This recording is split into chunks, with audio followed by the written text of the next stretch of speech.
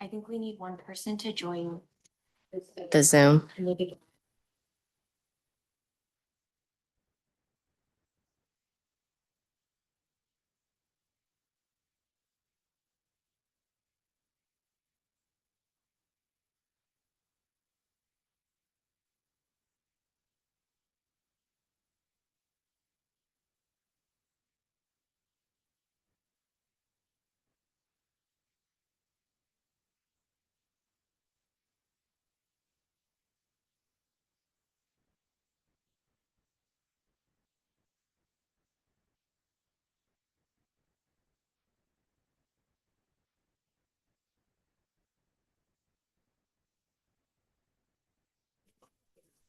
Test. Okay. Test. Test. Test. Test. Test, test, test. Test. Test.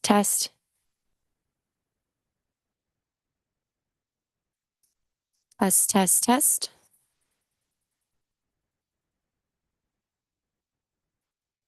Test. Test. Test.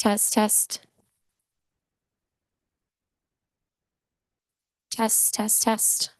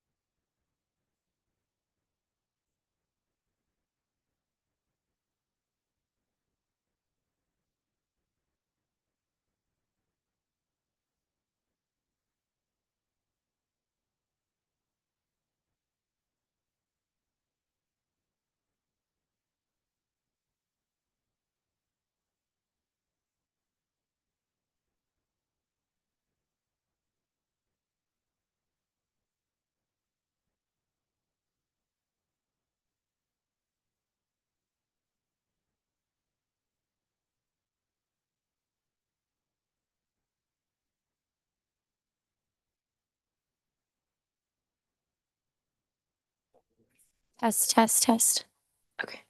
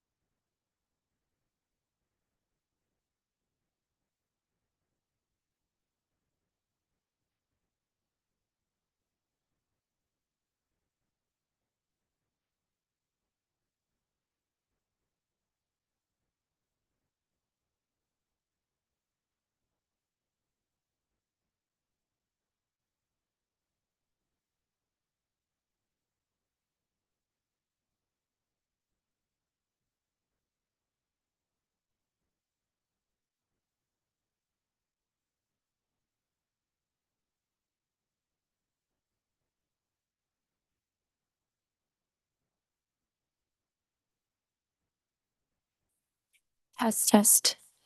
Okay.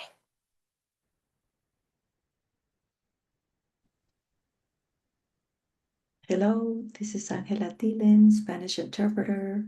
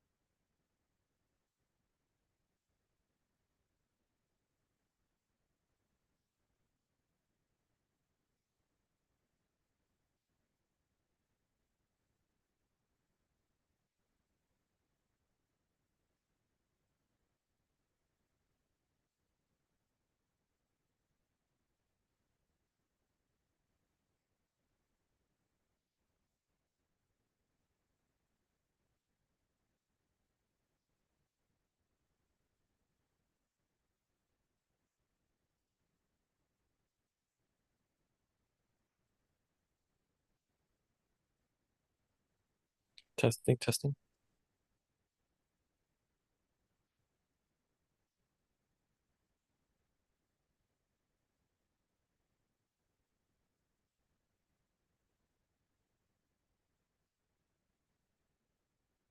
Test.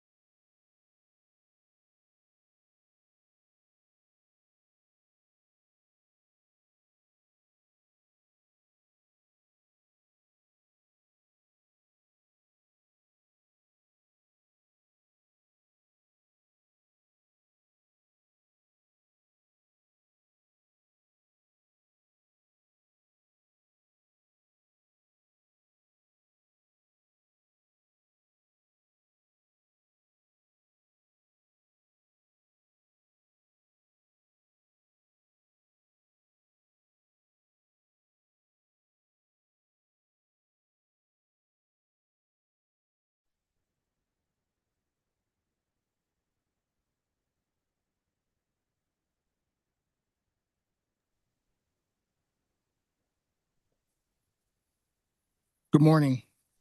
The California Racial Equity Commission meeting is called to order at 9:35 on Thursday, June 26th in Salinas, California.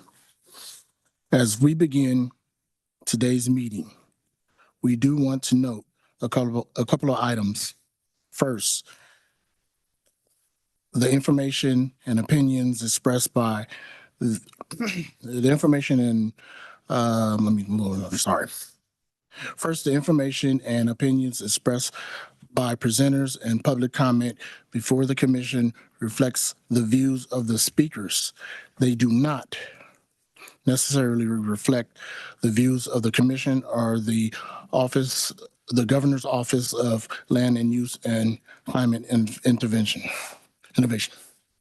Also, commission.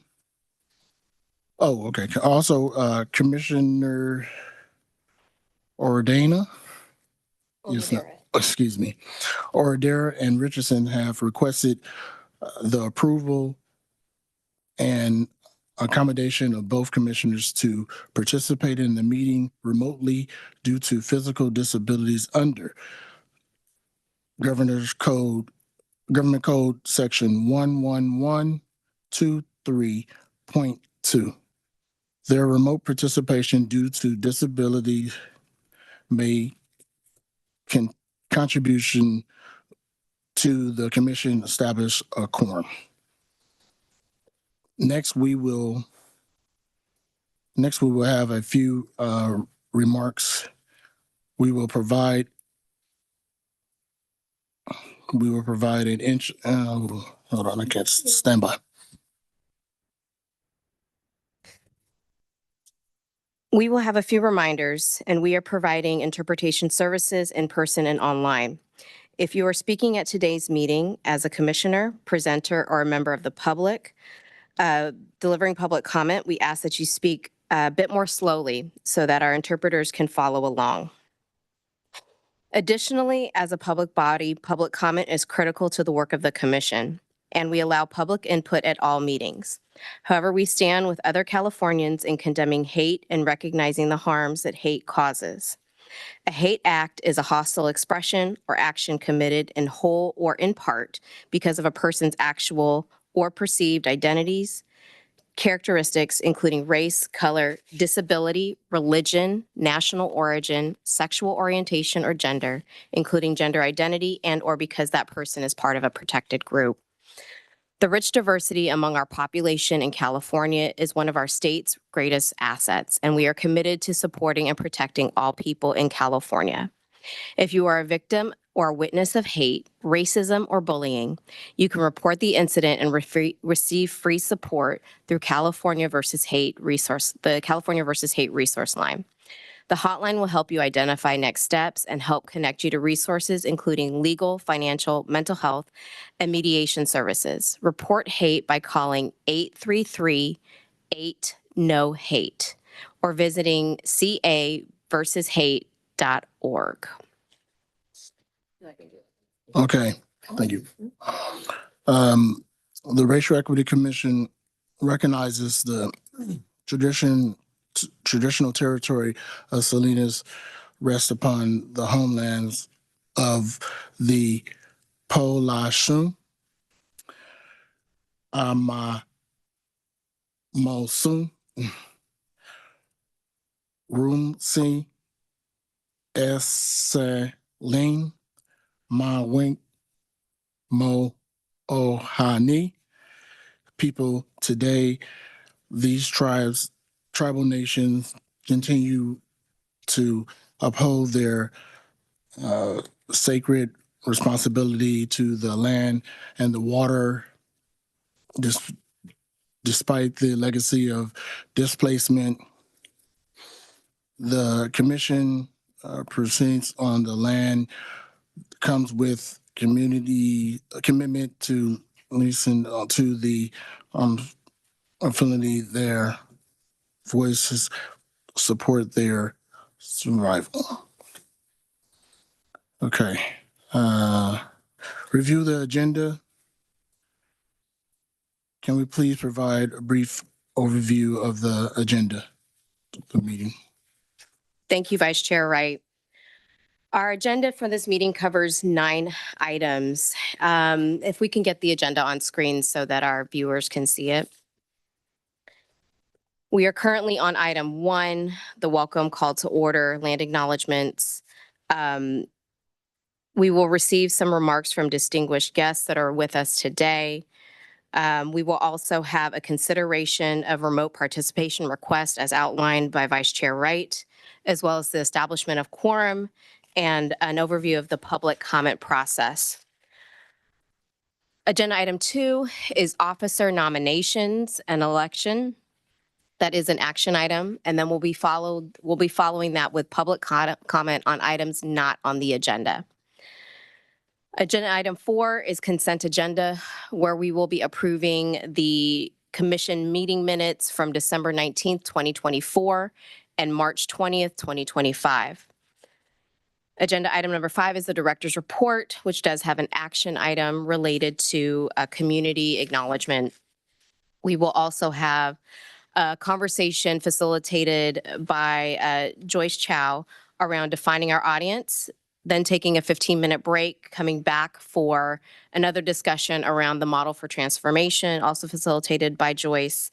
We will recess then for lunch and come back after lunch to have a discussion and an overview of the framework outline, as well as having a brief conversation on whether terms should be defined within the development of the racial equity framework.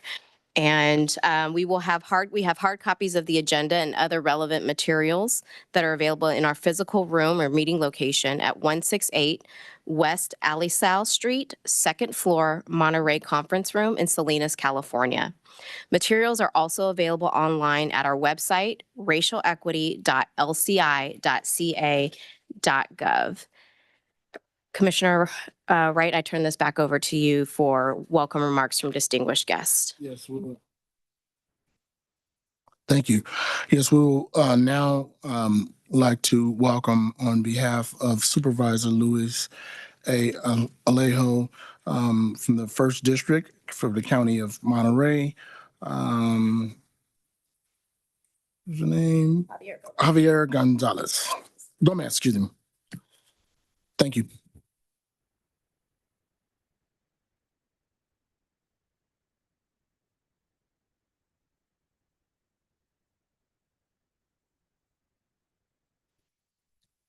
Thank you, Joyce.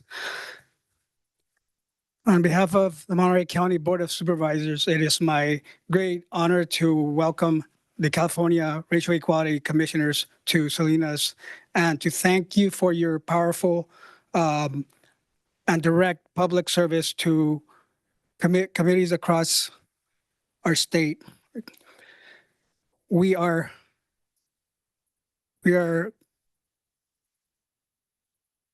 Is the lights bother me? I'm gonna move to this. Sorry. We are certainly honored to host your meeting here at the County Government Center at a time when inequality continues to affect too many Californians. Your leadership reminds us that government must not only respond to injustice, but actively dismantle it. You are helping build a stronger and more equitable California, one that recognizes the harm caused by structural racism and is committed to real change. Your work to guide policy, transform systems, and embed racial equity into the daily functions of government is nothing short of transformative. You're ensuring that equity is not just an ideal, but a measurable, sustainable priority in our state laws, budgets, and programs. That is needed now more than ever during a time when our immigrant workers and families are being targeted and scapegoated by our federal administration. On behalf of County of Monterey, I extend our deep appreciation for your efforts to listen to communities, lift up marginalized voices, and fight to fair access to opportunity for all Californians, regardless of race, background, or zip code. Thank you for your commitment, your vision, and your service. We look forward to continuing this journey toward justice with you. Thank you very much. Welcome. Thank you. Really appreciate that. If there's any other elected officials or tribal leaders or staff representing any elective office or tribal leaders with us today, we do call out for the recognition. Good morning, members of the Racial Equity Commission. My name is Gilbert Ramos. On behalf of Speaker Robert Rivas, just want to welcome you and thank you for holding the listening session yesterday. Our team was able to participate and join in those sessions, and so we recognize and appreciate the work that you guys are doing here and across California to promote and advance racial equity in our communities at a time when our communities are under attack. This type of work, listening to communities, is deeply appreciated by our residents, and so just want to thank you and welcome you to the County of Monterey. Thank you. Thank you. We definitely appreciate the support from all of the leaders and speakers and staff that attended today's meeting. The Racial Equity Commission really appreciates the support. Okay, so.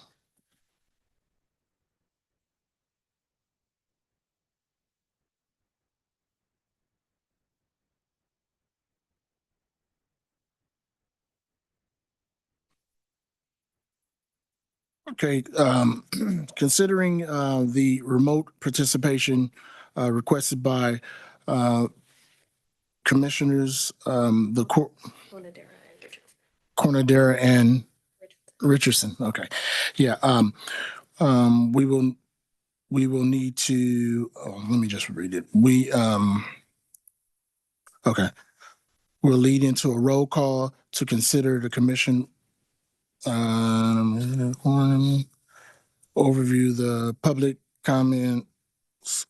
We will now take public comment regarding the commissioners being remote. Is there any public comment? And just to clarify, this is specific to Commissioners Onodera and Commissioner Richardson, who are, as we shared earlier in the meeting, have requested an accommodation to participate remotely due to physical disability under Government Code Section 11123.2.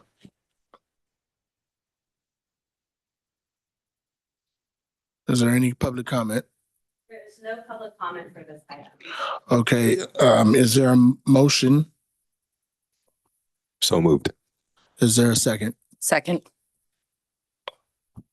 My apologies. There is actually a public comment from Louise Miranda Ramirez. Let me find our speaker. Just to acknowledge there is a motion on the floor, but we will definitely take public comment. Okay. Yes. Motion passes. What? Or no, there is a motion on the There is a floor. motion on the floor. We have not voted on anything or called the roll yet. We do need to take public comment. My apologies. There is a motion on the floor, but first we will take public comment for the motion. Thank you. So Louise J. Miranda Ramirez.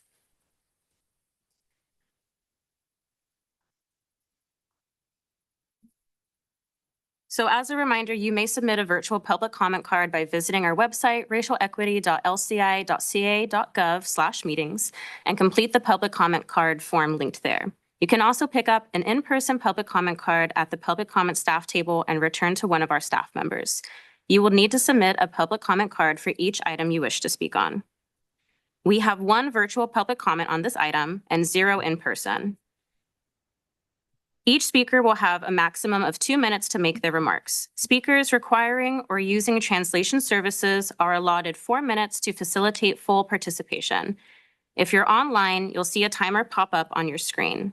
Please monitor that and wrap up your remarks accordingly. Whether you are online or on the phone, Vice Chair Wright or staff will notify you when your time is up. After that, we will mute your microphone. You do not need to take any additional action. For virtual public commenters, when you hear your name, please raise your hand. You can do this by clicking raise hand under the participants menu, which you can find at the bottom of your screen on the Zoom platform, or by pressing 9 if you are joining by phone, and a member of our team will unmute you. So our virtual public comment is from, again, Luis J. Miranda Ramirez. You may begin. Okay, my name is Luis Miranda Ramirez. I am the tribal chairwoman for Ohlone, Costanoan, Esselen Nation. We are the indigenous people of Monterey County. I would like to state our support for Zoom video of individuals. I too am disabled and believe that there are times that I'd love to be at every meeting, but it's not always possible. So I support those individuals as myself who cannot always make it. And I would just like to say that the land acknowledgement needs to be revised. It is not exactly correct, and if you need additional documentation, I'm more than willing to provide that. But I would like to say, Nishma Fielki to Kanapcha Masana Tahawipizi. Atsia Pamiami Chak Pasamuatas, Efehetan, Aloni Costanoan Esselen Nation, Efehetan, the Greater Monterey Bay Area. And thank you for having Zoom and including us all. Thank you. Thank you. That concludes public comment for this item. Back to you, Chair Wright. Okay, and thank you for the public comment. So now that we have a first and a second, can we take the roll call? Salinas. Commissioner Luke Wood. Commissioner Virginia Hedrick. Aye. Commissioner John Kim. Commissioner Gabriel Maldonado. Aye. Commissioner Traco Matthews. Aye. Commissioner Jolie Onodera. Commissioner Dr. Manuel Pastor. Commissioner Yolanda Richardson. Commissioner Angelica Salas. Aye. Commissioner Candace Bowles. Aye. Commissioner Simboya Wright. Aye.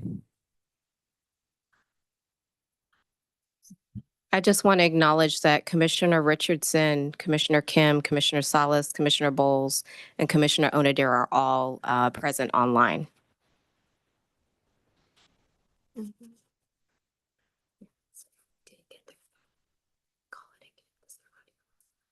Okay.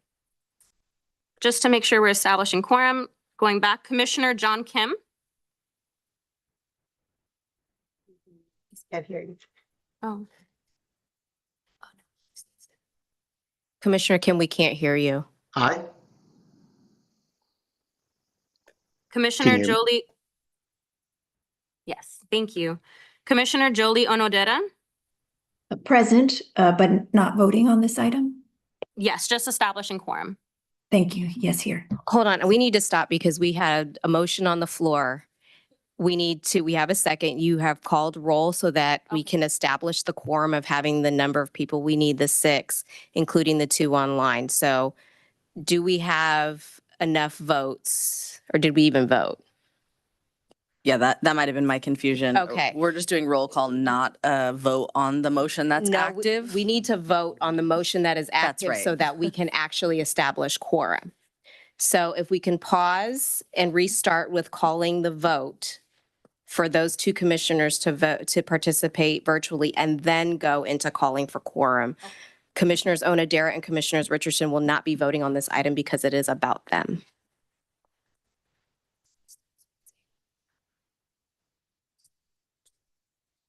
So if we could just redo the vote.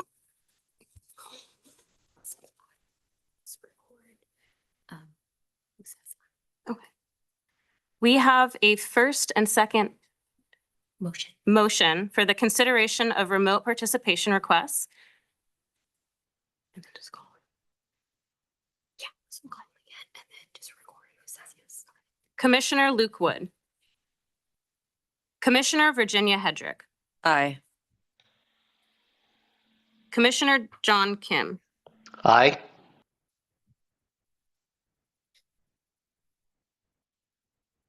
Commissioner Gabriel Maldonado, Aye. Commissioner Traco Matthews, Aye. Commissioner Dr. Manuel Pastor, Commissioner Angelica Solis, Aye. Commissioner Candace Bowles,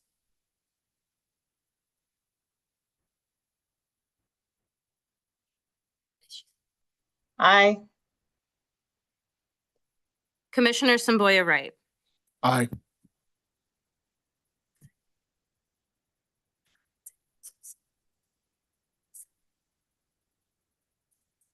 The vote is 7 in favor. The motion passes. Thank you. And now we can establish quorum.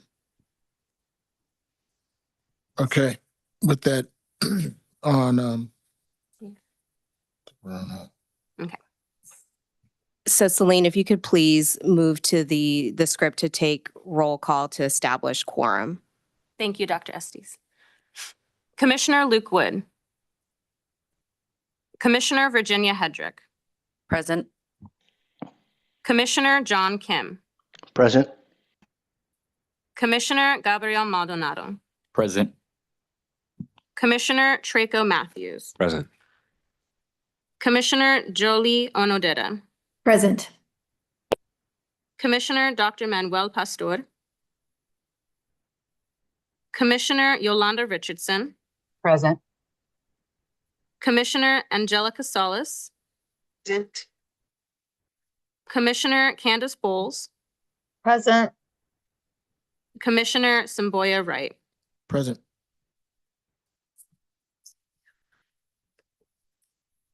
Thank you. We have at least 9 out of 11 commissioners here with us today.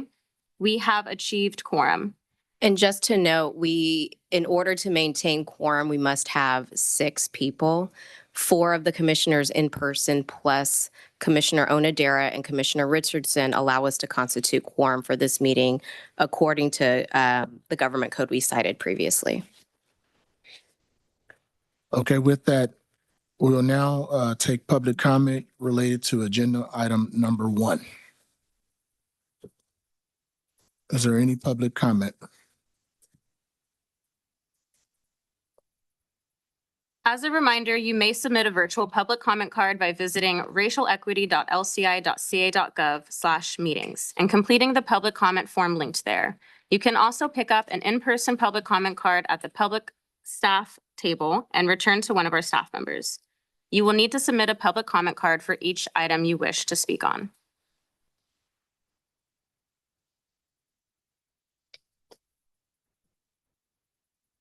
There are no public comments at this time.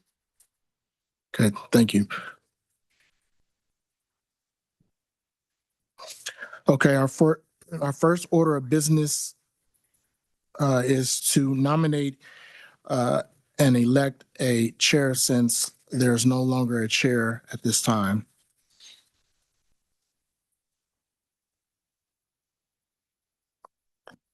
Oh, okay. I will, the election process of the chair, if there is only one There's no acclamation. We need to do a roll call vote. okay. So we'll just have, there's no acclamation. We'll just have to do a roll call vote regarding the election of the chair. Are there any nominees? Yes, I'd like to make a motion for the nomination of Commissioner Matthews for Chair of the Racial Equity Commission.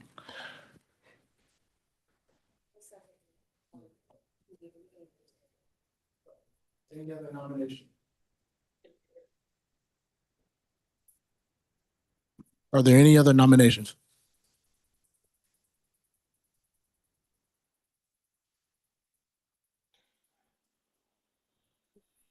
Hearing none. Can we do the roll call vote? I'd like to second the motion. Okay, we gotta do, it's second by.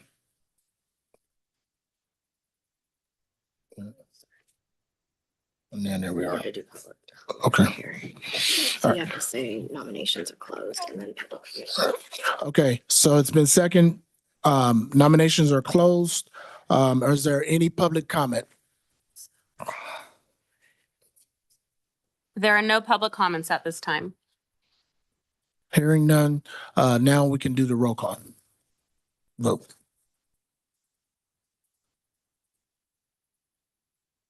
So, just to be in order, I don't know if I have to accept the nomination Will you formally. accept it?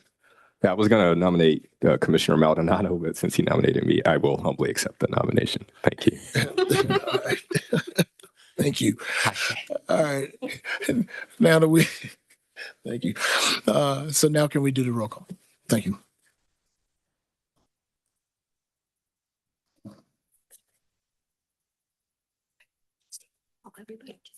Commissioner Luke Wood. Commissioner Virginia Hedrick. Aye. Commissioner John Kim. Enthusiastic, yes. Commissioner Gabriel Maldonado. Aye. Commissioner Traco Matthews. Abstain. Commissioner Jolie Onodera. Yes. Commissioner, thank you. My apologies. Commissioner Dr. Manuel Pastor. Commissioner Yolanda Richardson. A super enthusiastic yes. Commissioner Angelica Solis. Commissioner Candace Bowles. 100% yes. Commissioner Semboya Wright. 1000% yes. I do want to acknowledge that Commissioner Salas is on virtually. I don't know if she's having trouble unmuting, but do you have a vote for this item? I voted yes. Okay, thank you. Thank you.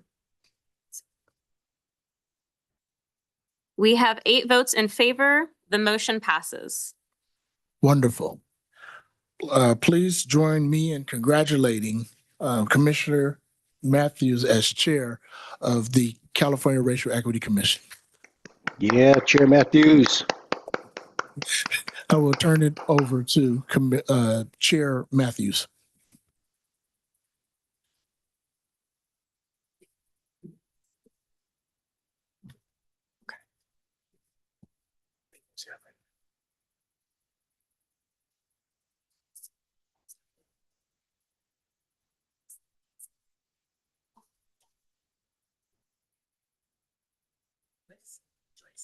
She still needs to call the absent. She still needs to call the absent commissioner. I swear, actually. It's just a caution. You know, he needs to call them. I'm not 100% sure about that question. Okay. All right, thank you so much. Thank you for your patience with the brief transition. All right, we will move to item 3 on the agenda, public comment on matters not on the agenda. Celine, are there any public comments? There are no public comments at this time. Okay, thank you so much. We will move forward to agenda item number 4, which is the consent agenda.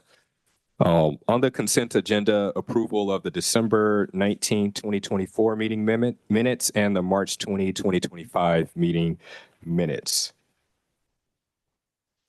I so move. Seconded. Thank you so much.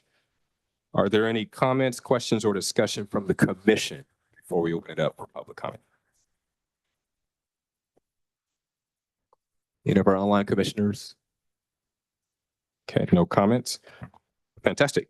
We will take any public comment related to this agenda item. Probably should have done that before the motions, but we'll move forward with that now. Are there any public comments on item number 4?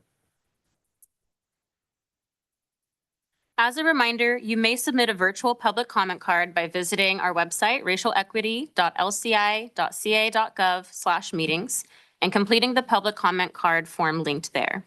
You can also pick up an in-person public comment card at the public comment staff table and return to one of our staff members.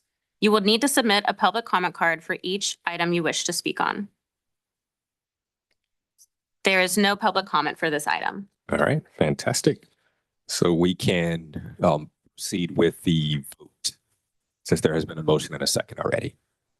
Celine, could you take the vote of the commissioners? Thank you. Commissioner Virginia Hedrick, Aye. Commissioner John Kim, Yes. Commissioner Gabriel Maldonado, Aye. Commissioner Traco Matthews, Aye. Commissioner Jolie Onodera, Aye. Commissioner Yolanda Richardson, Aye. Commissioner Angelica Salas, Aye. Commissioner Candace Bowles, Yes. Commissioner Semboya Wright. Aye. There are 9 votes in favor. The motion passes. All right, thank you so much, Celine. Fantastic. We will move forward to item number 5 on the agenda, which is the Executive Director's Report. This is also an action item. We will receive that report from Dr. Estes. We'll turn it over to you. Thank you, Chair Matthews. First time getting to say that. Congratulations again. Just a few updates, and we will have this director's report posted online at the end of this meeting. A few updates for you all, and then we'll get to an action item in a moment. Staff updates, we will be welcoming a new program analyst and an intern in the next couple weeks. We will share more information with the commission upon their onboarding. We're really excited to grow our staff just a little bit more to help make the meetings more accessible, to help drive the writing of the racial equity framework, and to support technical assistance throughout the state. Fundraising and development. The commission was recently awarded a $200,000 grant from the Blue Shield of California Foundation to support the evaluation of the implementation of the racial equity framework. In the coming months, staff will be working with the Governor's Office of Land Use and Climate Innovation to develop a scope of work and establish a contract with an evaluator to support the use of these funds. Additional information on the proposed evaluation will be provided at the September commission meeting. In terms of research and technical support, the commissioner has recently established agreements with the following contractors and consultants to support the work of the commission.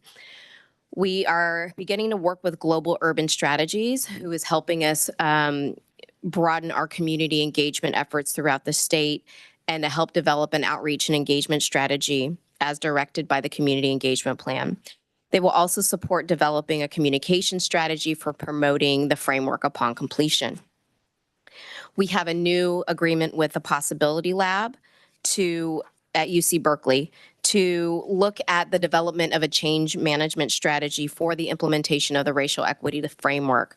The framework is a document that should stand alone, but at the same time, if you want to implement it, you have to understand what it takes to create culture change within large agencies and departments. And with the state government that has over 200 agencies, departments, boards, and commissions, if we want to really ensure that the framework is rolled out and implemented, we need to be able to understand how people think and how do we create culture change.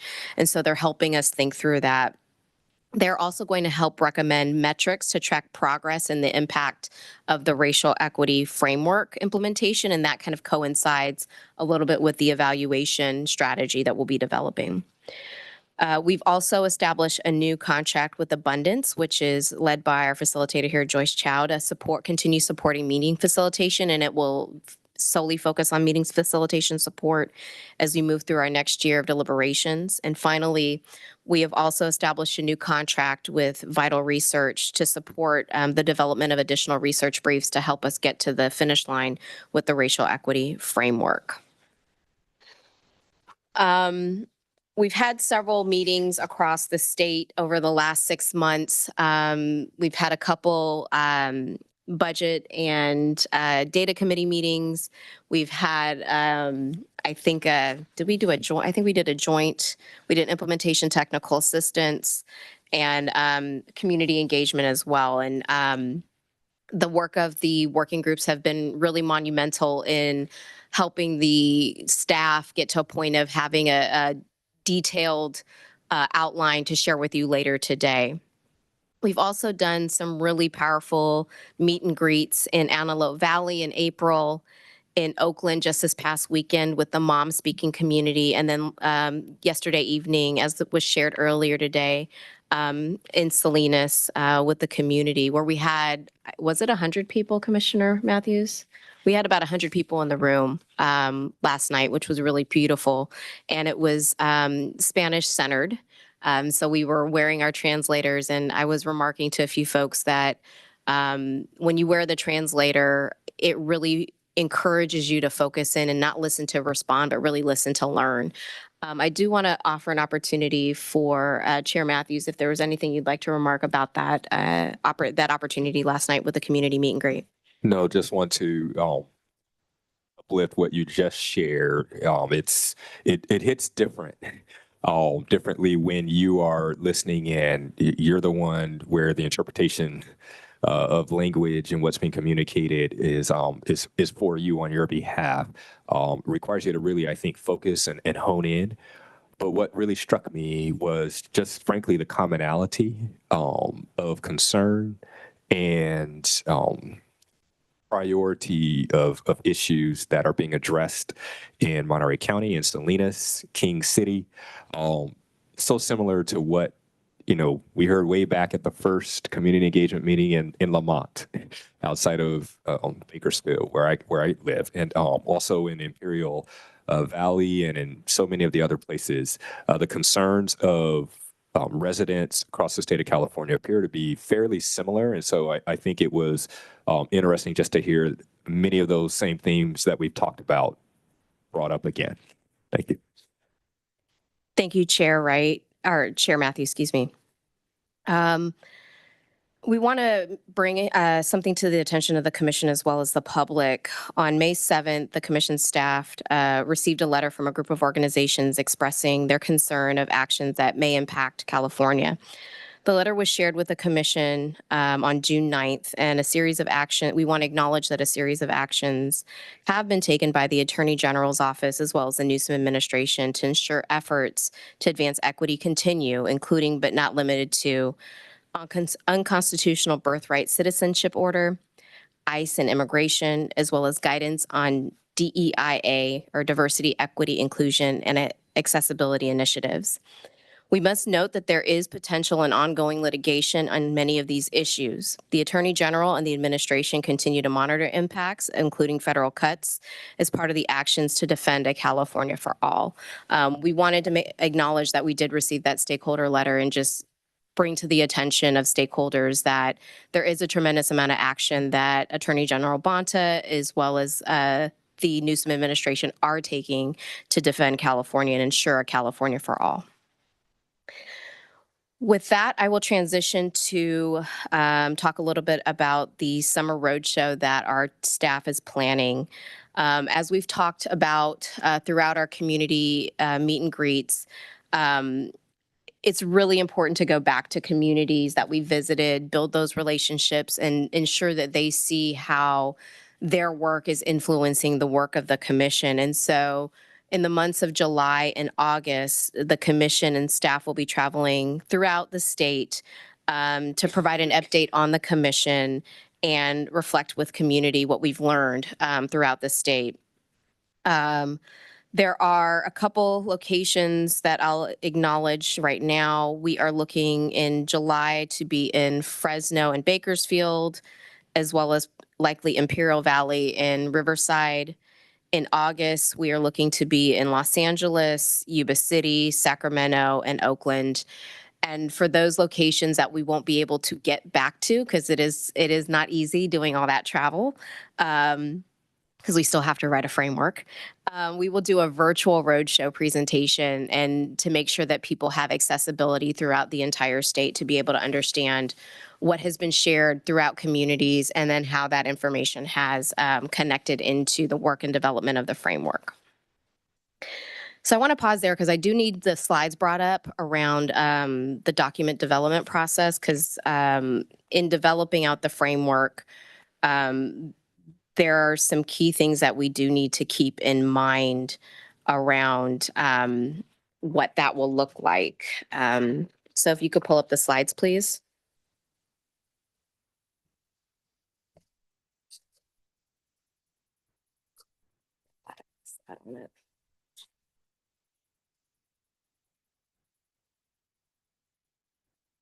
They're up there? Oh, that's really tiny. If we could change the Can we view. change the view, please? It's like, they're up there where? Thank you. So with the Bagley-Keene Act, the commission received training back in January 2024, its first meeting. And it included information on serial meetings. And with developing reports, it can often trigger a serial meeting under that Bagley-Keene Act, given how conversation may be happening. And so members of the commission need to be mindful on how to perform their work and how they interact with others contributing to the report in different ways. And I'm just going to read the definition of the serial meeting here. A serial meeting comprises several communications, each among less than a majority of the state body, which taken together involve a majority. Specifically, the act provides a majority of the members of a state shall not, outside of a meeting authorized by this chapter, use a series of communications in any kind, directly or through intermediaries, to discuss, deliberate, or take action on any item of business that is within the subject matter of the state body. When it comes to developing the framework, what the staff will do is we can develop content, and I'm going to lean on my legal team here in case I misspeak, but we can develop content. Commissioners may edit or provide comments on draft documents and send those edits or comments to commission staff for integration into an updated document. But that updated document does not get shared back out to the commission for review. We actually have to bring it forth at the next public meeting. I want to pause there and see if there are any questions from the commission about that and see if our legal counsel, Matt Reed, has any additional items he'd like to add behind that. Any questions? I want to make sure that we give an opportunity and space for those online as well. Nothing to add, Larissa. Thanks, Matt. All right. All right, if there are no questions, please don't hesitate to contact our Governor's Office of Land Use and Climate Innovation Chief Counsel, Matt Reed, who's also on the call here with us this morning, or myself to help provide guidance and support on working through any of these issues. And so we're really trying to make sure that we're doing this right and ensure we're doing this in the view of the public. It's really important to ensure that level of public engagement and accountability for the commission. So thank you all for that. Next, we'll be talking a little bit about the timeline, and I want us to, we got a lot of work to do and not a lot of time. And so on your screen here, you see here we're at the June meeting, and staff really over these next couple months will be focusing on ongoing community engagement, as well as really intensive writing around developing out the full framework for this fall. Staff are actively working with Commissioner Hedrick and the Yurok tribe to create an immersive experience for the commission in Klamath to deepen our understanding of tribal nations as well as frontier regions within the state of California. I'm saying this publicly. Please be prepared to make your travel arrangements in advance. We really do anticipate commissioners needing a full day to travel. And we want to make sure that we have a full commission present to be able to take action to ensure that the work of the commission does move forward and we do meet the charge that the commission has been given to develop a racial equity framework by December 1st. We were initially having conversations around hosting a meeting in Weed, California, or Siskiyou County. However, the travel logistics between trying to make it to different places in very far-reaching spaces within California just was getting too complex. And so staff will continue to work with local partners in the area to plan for a future event in 2025 or 2026. Are there any questions from the commission on the timeline that we've laid out here?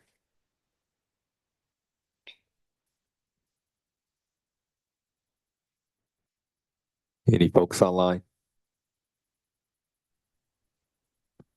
No comment. Commissioner Maldonado.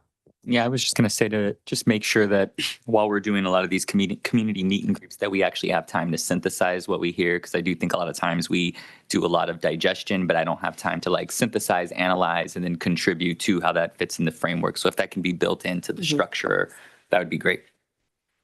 Thank you, Commissioner Maldonado. One of the great things that staff have done is produce a report after every meeting to kind of touch on where the intersections are with the framework or what could be the intersections with the framework. Also, we've been working closely over the last year with our graphic note taker, Raven Tahara, who has been able to capture these beautiful graphics and building on those common themes. And what Raven is actually going to do for us is create a summary image of all the different themes so that we can take that with community. But I also hear you. It's really important, and that is a required section within the framework that we articulate what we've heard from community. And so we'll be making sure that those images, as well as the synthesis that you all need to be able to bring that information into the framework, is accounted for. So thank you. Yeah, I just want to thank the commission for the opportunity to travel to the Yurok Reservation. First, I'll note that all of California is Indian country, so everywhere we are on tribal land, but this will be the first commission hearing on a reservation in California, which very few acres in California are dedicated to tribes and are in trust land. So looking forward to seeing you all there, and a call for those community online to join us there if possible, and happy to answer questions along the way if folks have travel. Thank you, Commissioner Hedrick. I also wanted to now triple down on the sense of urgency for this meeting in Klamath. I am willing to publicly commit to buying dinner for whoever can get there in person. And so you heard it from me first. All right, I'm gonna save my money. Thank you. It's in the notes on purpose.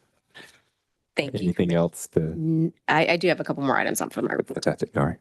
All right. This is a longer report than normal, so been a lot going on. I do want to acknowledge that we are actively tracking a lot of pending action items and making sure that we're checking them off the list. You may not see the actual list, but we are monitoring different items that come up at meetings. I do want to acknowledge that in the director's report, we have a list of items, and they're kind of organized how you all are organized in committees, and do know what has been started, what's in development, or what is ongoing. So that will be available to you in that director's report. And last but certainly not least is the action item from this report, which is the community acknowledgement.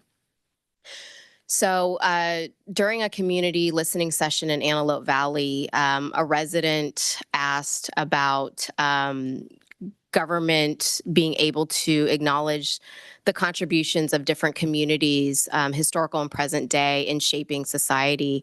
And so commission staff have actually drafted a community acknowledgement, which you should have in your items, and I believe was also posted publicly online. And the idea behind this is to read this community acknowledgement after our land acknowledgement, and really to bring that collective visibility of many contributions that people have made to the state of California and beyond. I can read it, but it is very long. So I'll look to my chair to direct me as to whether I should read it or. So has anyone had an opportunity to take a look at it? I did have an opportunity to read through it myself. Okay. I believe most commissioners have probably had an opportunity to review it. And so we don't have to read it publicly. And it is publicly available. Fantastic. Chair, can I take the? Absolutely. Commissioner Salas. Actually, I think it's important right now to read it while it's long. given the context in which we are living and having this, obviously I'm meeting you virtually from Los Angeles, and acknowledging what's actually happening right now is important to, and in its connection to the work we're doing as part of this commission.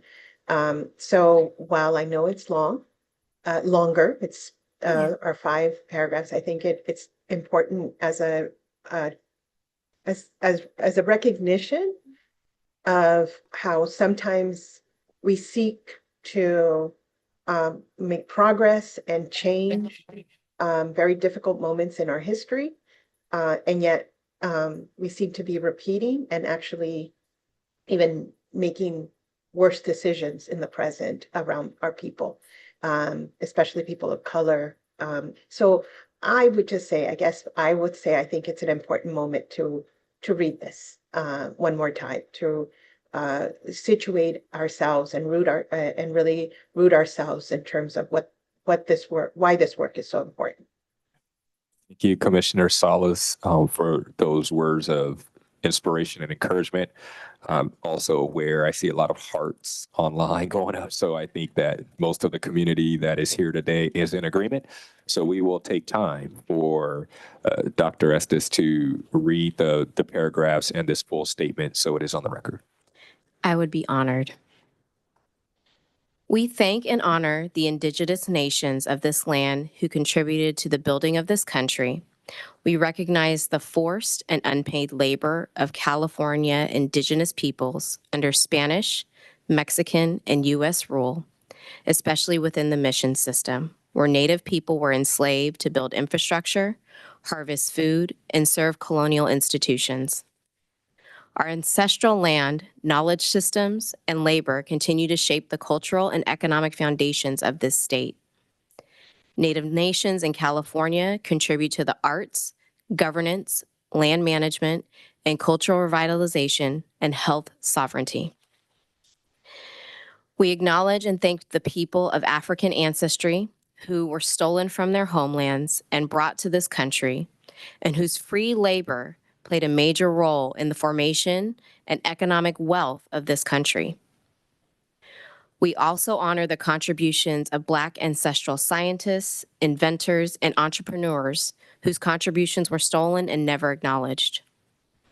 We honor and will not forget the thousands upon thousands of lives lost at the hands of enslavers, vigilantes, law enforcement, and other forces of suppression in this country. We affirm and uplift those of African ancestry living in this country today as a living testimony of the strength, love, faith, and fortitude of a resilient people. We acknowledge the international and global immigrant contributions who shaped this country's economy and helped build its infrastructure. We honor the contributions of Asian immigrant communities, including Chinese railroad workers, Japanese farmers, Filipino cannery workers, and field workers, and other Asian workers. We acknowledge Latinos and Mexican immigrants have been integral to shaping economic growth in the U.S. from building homes, filling roles of agricultural need, and other service industries have been influential to providing everyday needs to fellow Americans. These communities have filled critical workforce gaps and enriched American society with different intersectionalities of culture and beliefs. We recognize the impacts of U.S. militarism and colonial oppression, capitalistic tourism, appropriation of cultural heritage, and more have affected Pacifica and oceanic people and island relations. We acknowledge the harms of climate change and environmental pollutants from global powers that are harming islands and destroying oceans. Thank you for your community's contributions in roles of service and public health, the teaching of reciprocity, and how those lessons can be woven into societal culture serves as a model for hope and change for this country. And I would be remiss if I didn't acknowledge that our senior program analyst, Dylan Turner-Keener, wrote this statement for the commission. I think that's worth a round of applause. Thank you. Thank you, Dylan. That was powerful. I know we have not yet voted on it. But when I hear something that is powerful and also sacred, and we're talking about human lives, I believe that's always sacred. Something that I always do is give folks an opportunity or a moment just to reflect. And so if we could do that, I know it's not on the agenda, but a 5-second moment of silence. Let's do 10.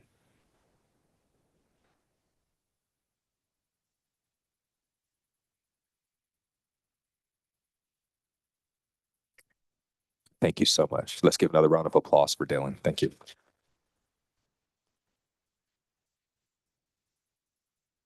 All right. Let's move forward with any comments or questions, or did you have anything else? No, just that completes my report respectfully submitted. And so if there are any questions, happy to entertain any, but I look forward to the commission's decision on that action item. Fantastic. We'll move forward with that now. Thank you so much for a great report. Are there any comments, questions, discussion, or amendments from the commission specific to the action item, the community acknowledgement statement that we just heard, or anything else? We have one virtual public comment on this item and 0 in person. Let's hold off on that for just a moment. Right now, I want to hear from the commissioners themselves. I want to make sure that we do, again, give an opportunity for our commissioners who are online. If you do have any comments, I'll be looking for those here in the room. This is Angelica Salas. Go ahead, Commissioner Salas. So I just really do think, first of all, thank you for reading it. Thank you for putting this together. I want to make sure that we really memorialize in this meeting what is currently happening in Los Angeles. An absolute extrajudicial arrest, warrantless arrest, racial profiling of over 1,600 people, many who are now in detention, families that have been separated, workers grabbed and snatched from their workplaces, guns pulled on people as they are seeking to do their work, and people who are documenting and who are protesting who are being arrested. The work of our commission is to improve the lives of all Californians, independent of immigration status, independent of ethnicity and race, a full acknowledgement of their ethnicity, race, and so I just really want to make sure that in this moment, as we do our community acknowledgement, we acknowledge the contributions of immigrants in this state, the pain that they're going through, the inhumanity that is being demonstrated to them, and that we all also, as we think about the role of California in this nation, that we stand strong on all things and all policies that have actually expanded the circle of care and the circle of recognition and the political and also legal recognition of immigrants in this state. But that part of the reason we're in this moment is because 13 million undocumented immigrants who live in this country, with California having the largest population of those undocumented immigrants, have yet to have full legal recognition in this country. And so therefore are vulnerable in this moment to this these horrific actions. I just want to add that to this moment in my own comments. Again, in appreciation that what we've always tried to build in this country was a multiracial democracy, always recognizing that these are ancestral indigenous lands, and that we remind ourselves of that each and every day, and that is what moves us and keeps moving us forward. Thank you very much. Thank you, Commissioner Salas, and thank you again for exhorting us to courageous action, standing strong. Commissioner Maldonado. I just want to briefly acknowledge Commissioner Salas, who is at the forefront of this work. and has placed both her body and her agency in great risk in the pursuit of this justice work.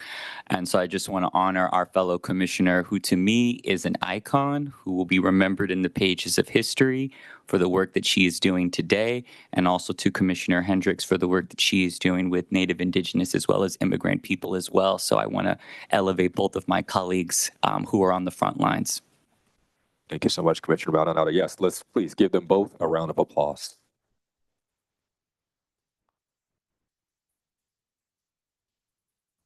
Are there any other comments, questions, feedback? I'll just defer the applause to Angelica, who really is doing incredible work in this moment and has been for some time. I also want to just publicly acknowledge the community member who gave this feedback in Antelope Valley to prompt this work. I do think it's really powerful and well-timed and well-placed. So thank you, Dylan, and a public acknowledgement to the community member whom I don't know and wasn't present for that comment. Thank you so much, Commissioner Hedrick. All right. Seeing and hearing no more comments, we will now open it up for public comments related to agenda item number 5, the Executive Director's Report. Celine, do we have any public comments? We have one virtual public comment on this item and 0 in person. Okay. You will have a maximum of 2 minutes to make your remarks. If you are requiring or using translation services, you are allotted 4 minutes to facilitate full participation. If you are online, you'll see a timer pop up on your screen. Please monitor that and wrap up your remarks accordingly. Whether you are online or on the phone, Chair Matthews or staff will notify you when your time is up. After that, we will mute your microphone. You do not need to take any additional action.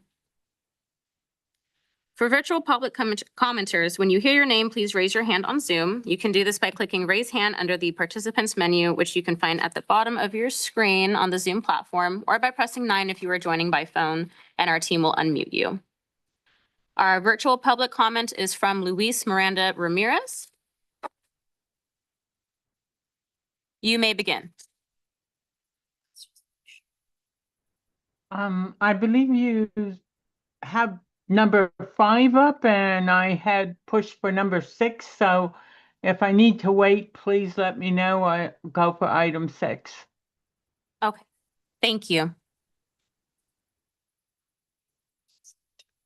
We have virtual public comment from Kenneth Woodrow. You will have 2 minutes. You may begin.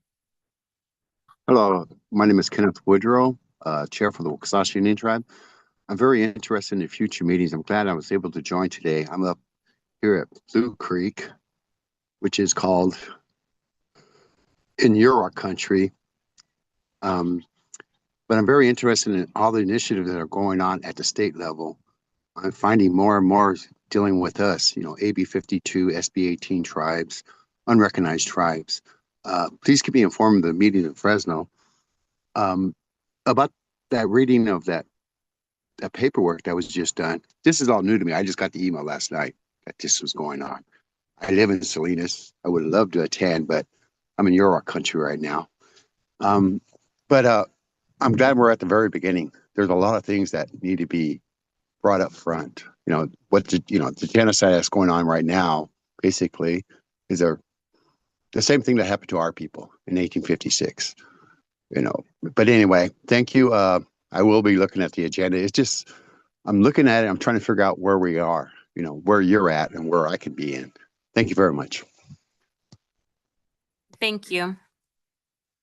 There are no more public comments for this item. I will now pass it back to Chair Matthews. Thank you so much, Celine. I will invite a motion from the commission and a second to approve the community acknowledgement as outlined in the director's report and read publicly. Motion to approve. Second. Thank you, Commissioner Wright and Commissioner Maldonado. Celine, please take the roll call vote. Commissioner Virginia Hedrick. Aye. Commissioner John Kim. Please be sure to come off mute for your vote. Commissioner I Kim bel- still there? I believe Commissioner Kim stepped out for a moment. He Okay. left us at. Mhm. Thank you. Thank you. Commissioner Gabriel Maldonado. Yes. Commissioner Traco Matthews. Aye. Commissioner Jolie Onodera. Aye. Commissioner Yolanda Richardson. Aye. Commissioner Angelica Salas. Aye. Commissioner Candace Bowles. Aye. Commissioner Semboya Wright. Aye. There are 8 votes in favor. The motion passes. I will now pass it back to Chair Matthews. Great. Thank you so much, Celine. Fantastic. I know we are maybe a little behind schedule, but we will move forward with this next agenda item before we take a quick recess.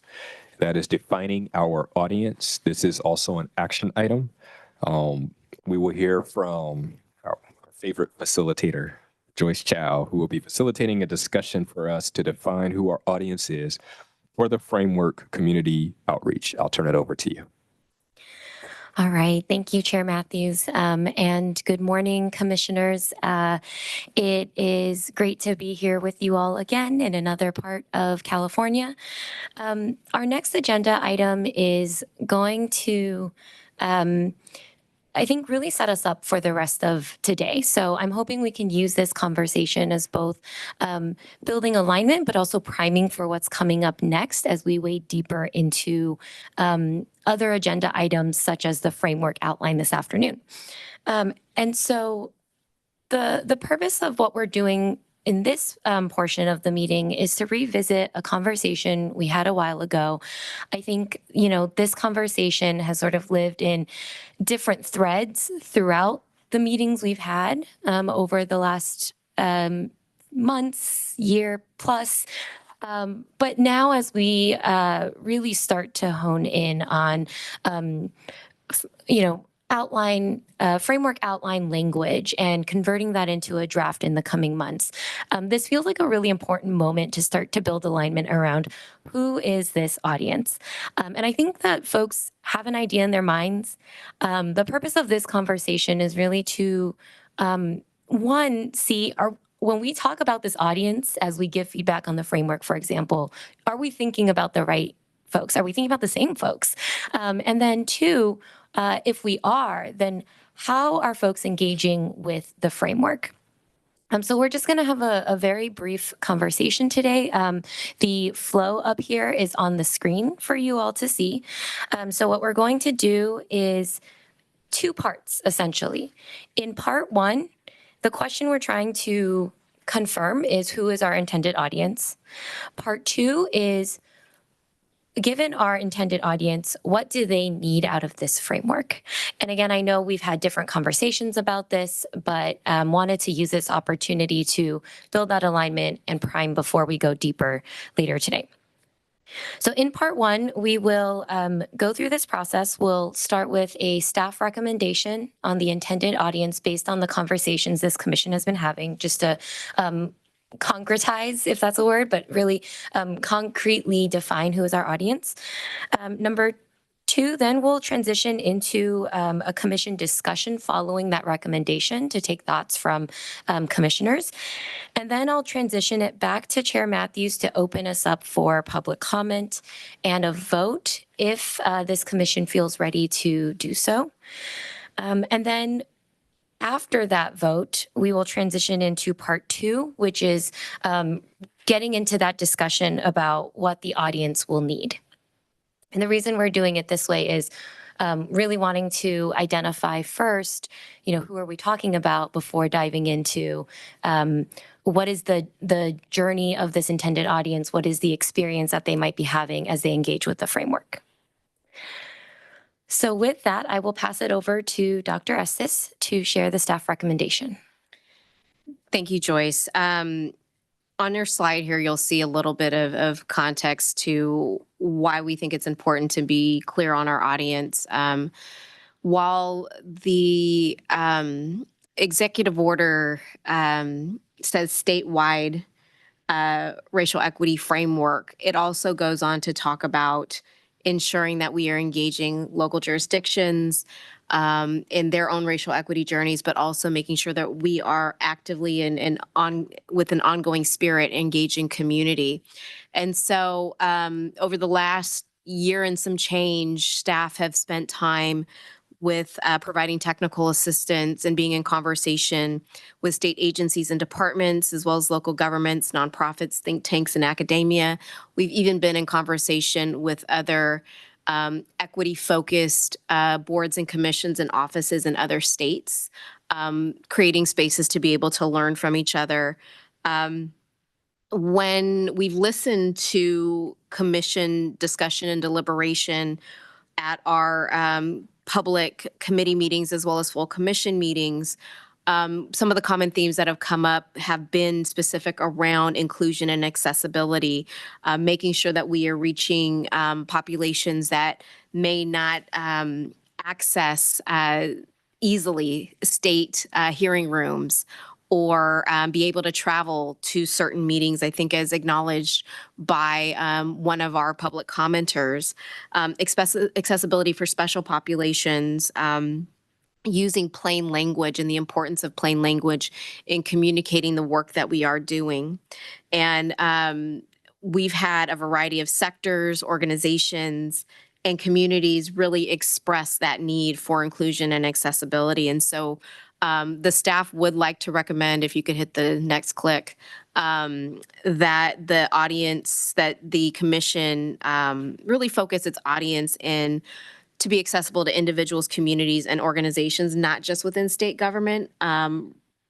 Government, as we listened and read in the community acknowledgement statement, has had a huge role in perpetuating inequities and institutionalizing them, but the power must also sit with people. And the strategies that we will lay out for you this afternoon carry that spirit of community being part of the journey to advance racial equity. And so that's a recommendation staff puts before you and open to discussion with that moving forward. But at this point, I believe I turn it back over to you, Joyce. Yes, thank you, Dr. Estes, for providing that overview and the recommendation and teeing up this next slide. So just given that recommendation that you've seen before you on the screen here, curious if commissioners would like to share any thoughts, comments, questions. We'll open up the floor and kind of see where the conversation goes.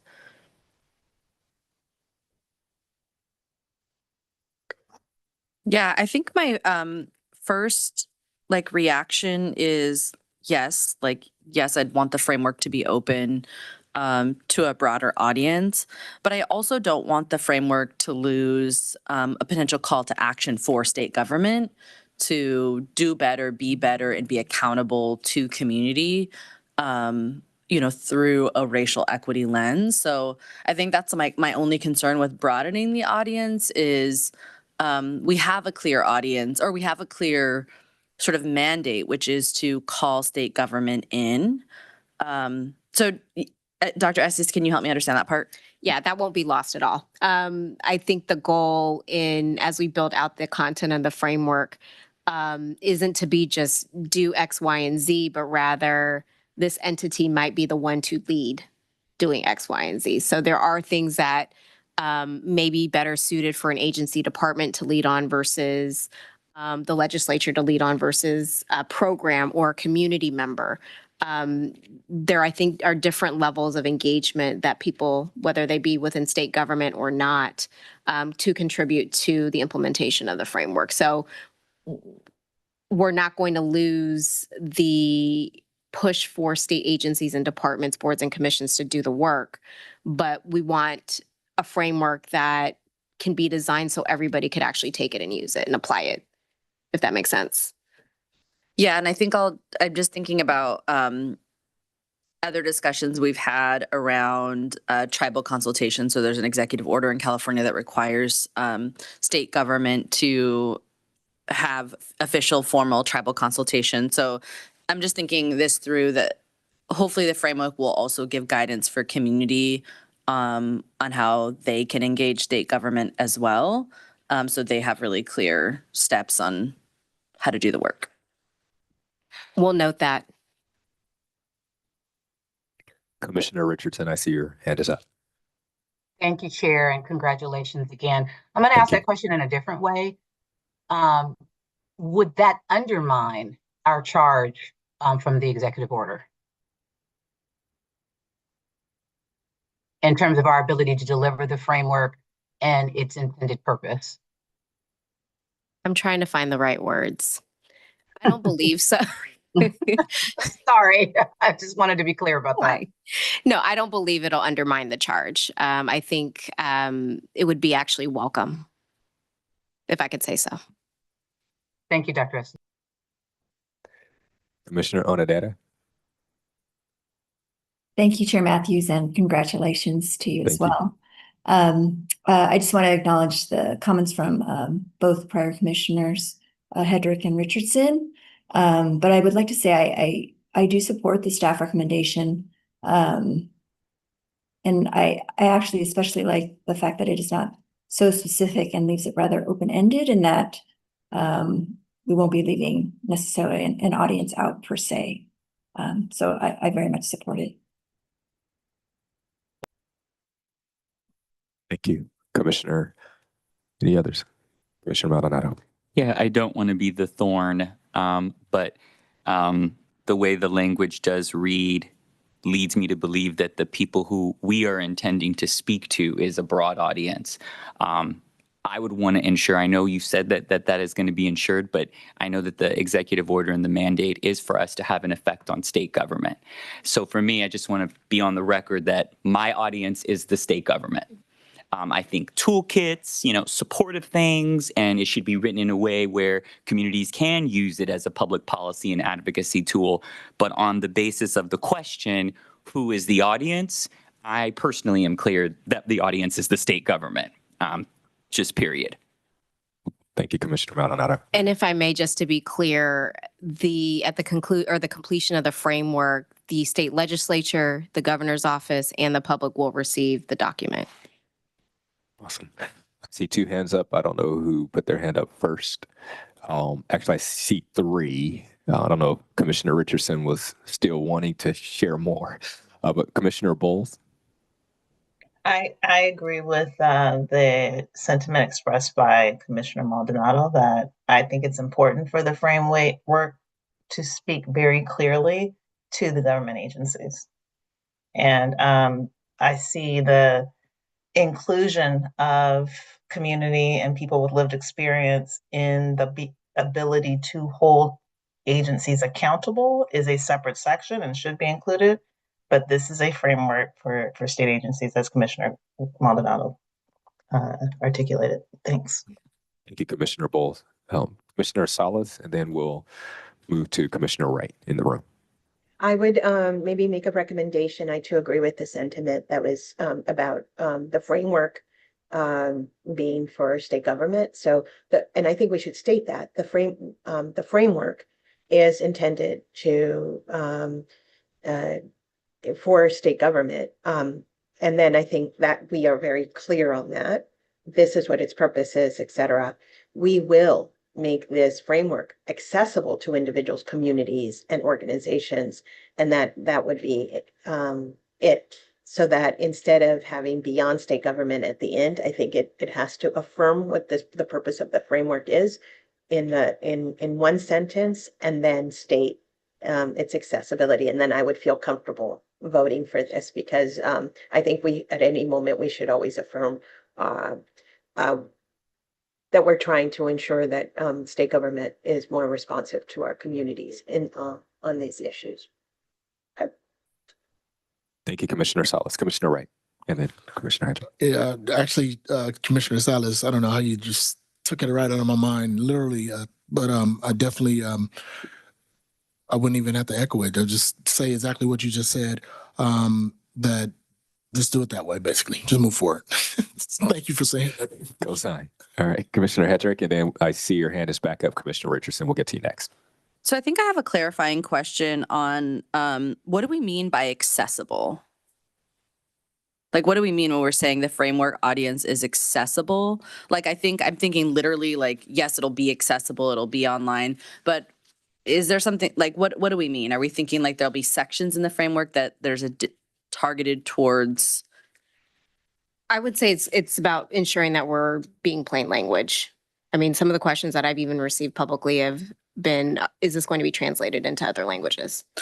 And I think grounding and understanding what some of the accessibility needs are more broadly beyond just emailing it to the legislature, governor's office and making it public, but being really clear in grounding it in what the executive order requires, but also making sure that we're making this a thing that is accessible, however that needs to be accessible. Okay, thank you for that answer, because I do agree that I do want the framework to be something that advocacy groups and community members can hold state government accountable to, even in systems that they may not be incredibly familiar with. And so it would be good if there were, if the framework, one, is in plain language and clearly lays out the proper steps. Thank you, Commissioner Hedrick. Commissioner Richardson, your hand is back up. I was just going to say Commissioner Hedrick was right on the money. I think I don't want to get confused between audience and our accessibility efforts. To me, this is less about our audience because the executive order says who the audience is. This is about making sure that whoever wants to look at this or use it has the ability to do that regardless of their status or position. So that covers the entire public. So I just don't want to get confused from audience versus we want this to be accessible to everyone. Noted and received. Commissioner Onodera, your hand is back up. Yes, no, I just wanted to confirm. I think that is where my thought process was. So I appreciate the discussion about what accessible means in this discussion, and would agree with Commissioner Richardson's comments that she just made. So may I restate a recommendation? Sure. Okay, so based on this discussion, the framework's audience will be state agencies and departments. And the framework itself will need to ensure accessibility to all individuals, communities, and organizations beyond state government, so they may be able to receive and use the document as well. Awesome.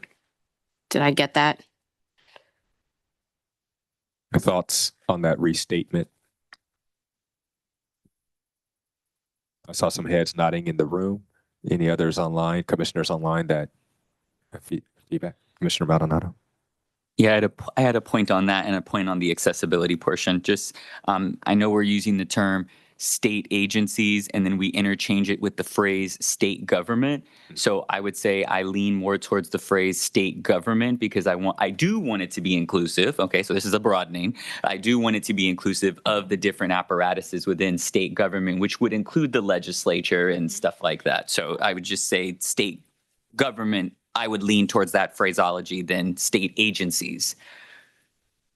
So let me ask this question, because another part of the commission's charge is to provide technical assistance to local jurisdictions who are implementing elements of the framework in alignment with what you are now saying the state should be doing. So I may want to say governmental entities rather than state government, but that's just an offer because the charge, yes, is statewide racial equity framework. But the second part of the charge of the commission is to provide technical assistance to state government as well as local jurisdictions and local government. Yeah, I would put a comma in there. So maybe have it a compound sentence that specifies that it is state government because that is within our executive order, and then a comma that sort of bridges that into providing technical assistance for the implementation and replication in governmental entities broadly. So that's the first one. And then on the point of accessibility, if we are truly going to live up to that spirit, I just want to make sure that audibles is included in there. So hiring someone that can actually read it. A lot of my clients have literacy issues. So even if you did write it in plain language, they can't read it. So an audible and then also Braille. And that can be by order. I understand we can't just mass print Braille, but if someone who wants a Braille copy says, hey, I want a Braille copy, we can mail you a Braille copy. So I do want to make sure that those two pieces are in there. Thank you for that, Commissioner Maldonado. I was made aware a few days ago that the Governor's Office of Land Use and Climate Innovation actually has a new contract that will allow us to do things in Braille specifically. Great. So I haven't had an opportunity to share my thoughts, and I just wanted to share kind of a picture of how I'm thinking of this. So I'm an executive at a health plan, and we have a board. And there are all of these different levels of accountability and responsibility. So the way that I see it is this. I remember the words of Director Sam Asafa, who said, we are, as a commission, supposed to hold state government accountable. And so I would think of them as having the highest, because they have the most power and the highest level of authority, they are also most accountable. So they are the target audience, just like I would be with my plan. So if our board gives instructions, yeah, they're thinking about the entire organization moving in that direction, but they're not going to hold, frontline staff accountable for this work. And so I believe that that's a picture that we could potentially borrow from. We serve almost as a board. Like the state government is accountable, responsible, and then local jurisdictions, maybe that's like middle management. So we have to communicate differently, maybe what they need to do. Our communication plan is different. And then our communication plan for all of the expanded individuals, communities, and organizations, really the goal there is it's even simpler.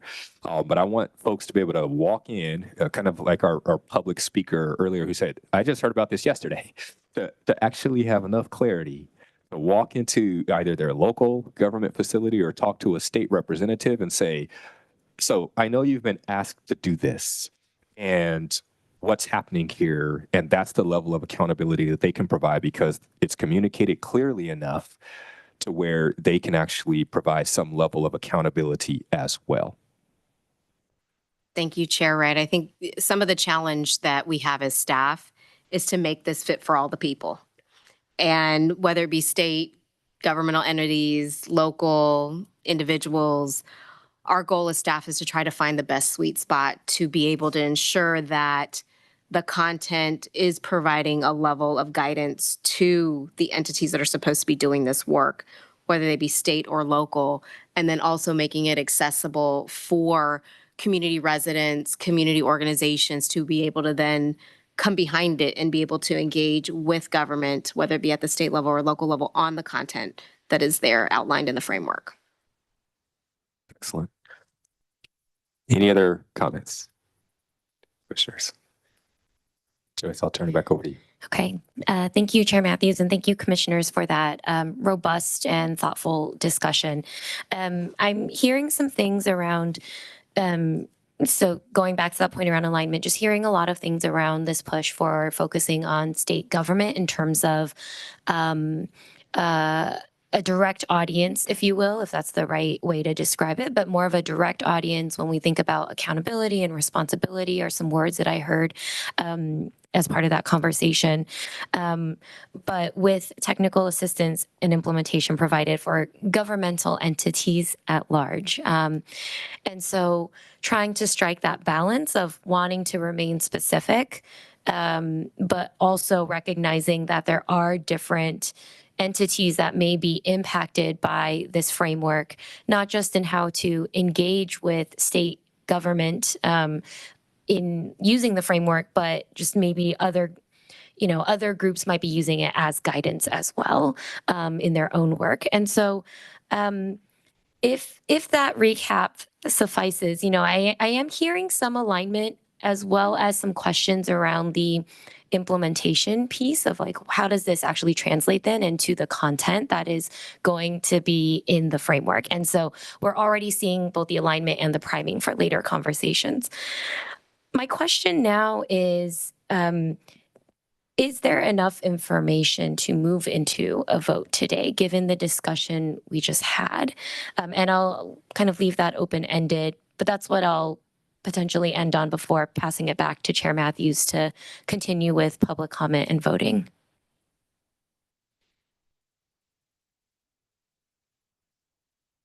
Commissioner Maldonado. I'm just confused. A vote on confirming the audience, so clarifying our language.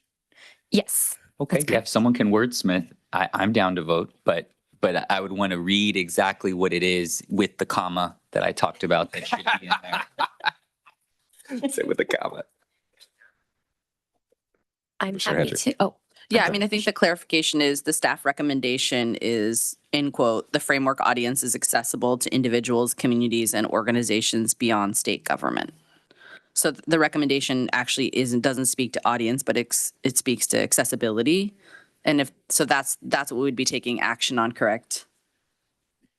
So maybe I just need to restate the actual recommendation. So with the comma, the framework audience is state government, comma, governmental entities, and and I think we just have to say there because this is really about who is the audience. The audience is the state government, inclusive of state agencies, the legislator, maybe if you want to add in executive branch and judiciary, I don't know, I think judiciary, we might be going down a road, but state agencies and the legislator, and to provide technical assistance and support to local governmental entities. Well stated. If Commissioner Hendrick, I see you also wordsmithing too. Yeah. Okay. So the framework, I want to make sure I'm clear on this. The framework audience is state government inclusive of agencies, the legislature, judicial, and we can wordsmith that, with support and technical assistance for other governmental entities. I put the motion on the floor. Commissioner Wright, and then we'll move to Commissioner Salas-Alay. Yeah, I'll second. Oh, well, okay, we have a second already. Go ahead, Commissioner Wright. Yes, that was second. Okay, who's going to second as well? Sorry. okay. Then in that case, I'll cut off the discussion here. It sounds like we are moving towards a motion, and so I'll pass it back to Chair Matthews for public comment and then motion. Thank you so much, Joyce. Yes, so before we do take that vote, we will first take any public comment on this agenda item. Item number 6, defining our audience. Celine, do we have any public comments? We have one virtual public comment on this item and 0 in person. As a reminder, you may submit a virtual public comment card by visiting our website, racialequity.lci.ca.gov/meetings, and completing the public comment form linked there or linked here in the chat in Zoom. Or you can pick up a card in person and hand it over to a staff member. For our virtual public commenters, when you hear your name, please raise your hand on Zoom. You can do this by clicking raise hand under the participants menu, which you can find at the bottom of your screen, or by pressing 9 if you are joining by phone, and a member of our team will unmute you. You will have a maximum of 2 minutes for remarks. Our virtual public comment. Okay. We have 2 virtual public comments. Our first virtual public comment is from Luis Miranda Ramirez.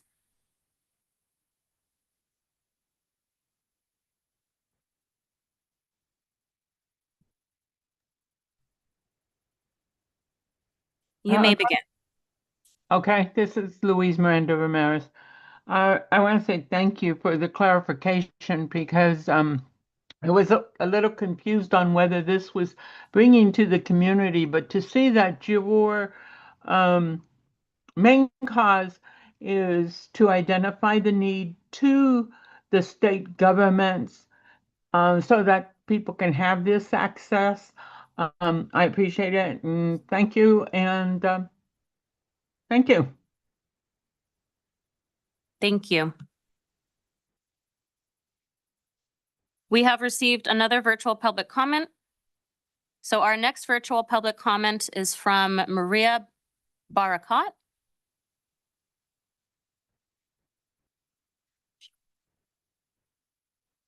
Will you please raise your hand, Maria?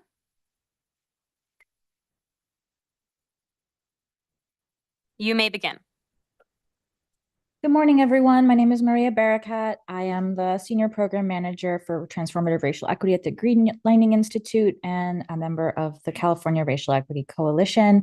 I just wanted to say thank you all for this thoughtful deliberation this morning and teasing through these complexities. I think that I just wanted to offer support for the determination of the commissioners. I think it's important to maintain a keen eye to accountability for state government, and then having an accessibility as well, literally, as well as the ability to support local government. So the expansion and the comma is welcome by the coalition. We thank you all so much. Thank you for your comment. Thank you. Our next virtual public comment is from Elena Santamaria. Will you please raise your hand?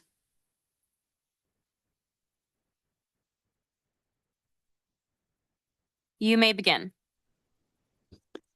Hello, commissioners and commission staff. My name is Elena Santamaria, Partnerships Manager and Senior Policy Advisor at NextGen California, also a member of the California Racial Equity Coalition.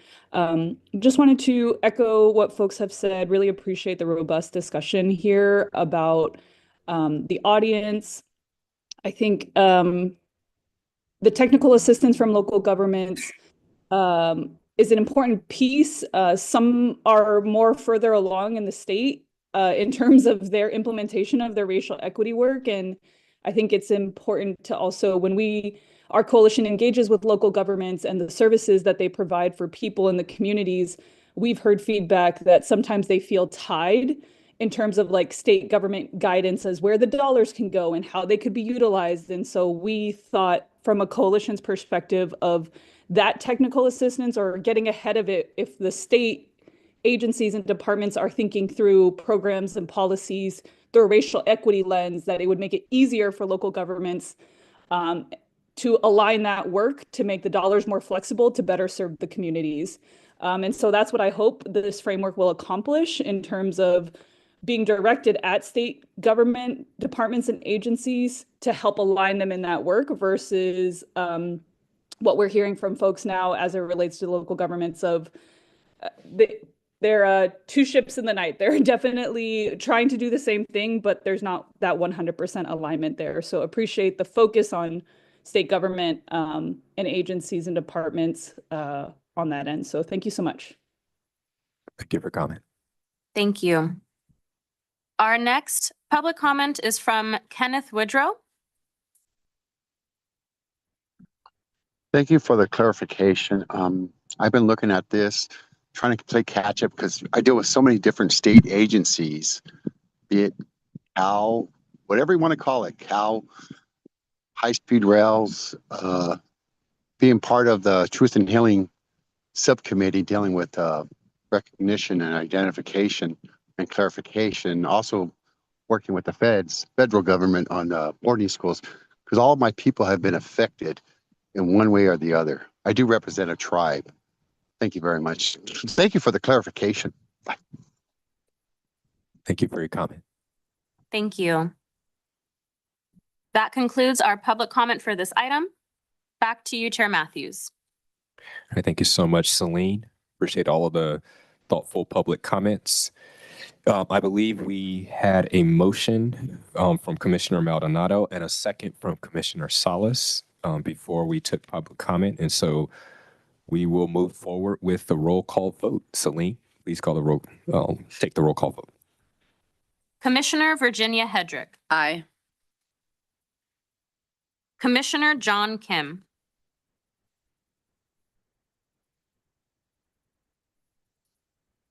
I believe he's still stepped away. Commissioner Gabriel Maldonado. Aye. Commissioner Traco Matthews. Aye. Commissioner Jolie Onodera. Aye. Commissioner Yolanda Richardson. Aye. Commissioner Angelica Salas. Aye.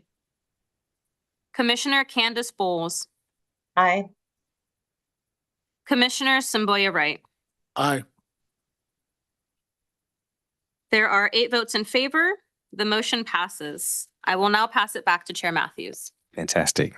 Good. Our audience for the framework has been approved, and our commission staff will continue to develop the framework accordingly. At this time, we're a little behind schedule. Let's take a 5-minute break. We will reconvene at 11:20 sharp. Thank you.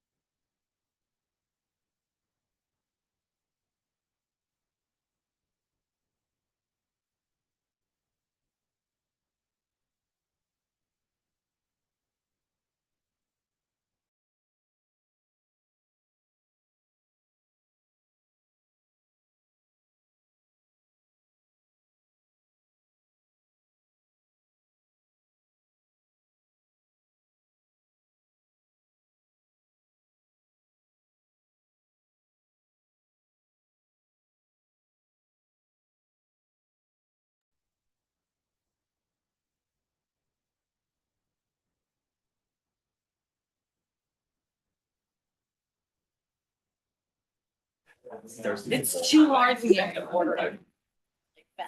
Whenever you're ready to call to order. I'm going to. Absolutely.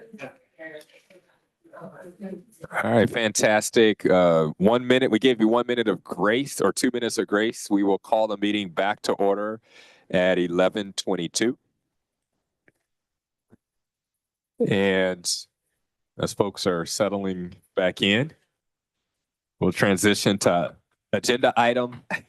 Thank you, Commissioner Maldonado. We will move forward to agenda item number 7, model for transformation. This is also an action item. There is a little bit left over from agenda item 6 that My we apologies. needed to get through. It is going to be a rapid fire session, so I'm going to call Joyce back up to the microphone. Fantastic. Thank you so much. All right. Yes. So this part 2, we will go into it a little bit, but given the conversation we were having this morning, we're going to truncate it just slightly. So what you see on the screen here is what I call the placemat. It's a placemat because it's a little bit bigger, 11 by 17 piece of paper, and it's designed as a tool that each commissioner has received. For folks who are curious about this placemat and want to see it as well, it is posted online. But we're going to go into this next discussion using this tool in front of commissioners. And so if we could go on to the next slide. There are 4 questions on this slide. And I'm going to ask each one of you to kind of hold these questions in silent reflection and then refer to that front side of the placemat to take some notes and jot down your thoughts. So the 4 questions on the screen are, how would our key audience learn about the framework? So I'm going to pause and let folks just kind of think about those things. Where would this key audience access it, knowing it's state government, inclusive of agencies, legislature? What might they be seeking from the framework? And what would prompt them to use it?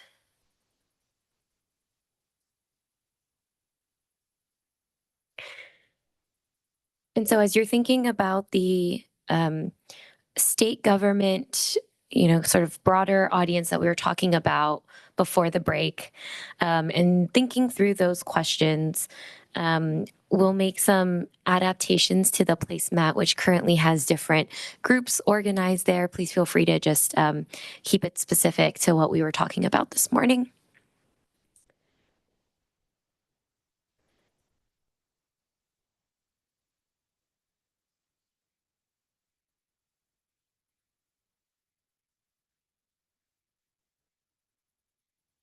On the right side of the placemat are some thoughts that were shared in the asset analysis, if that helps spark some thinking around, what folks might be seeking from the placemat, what would prompt them to use it.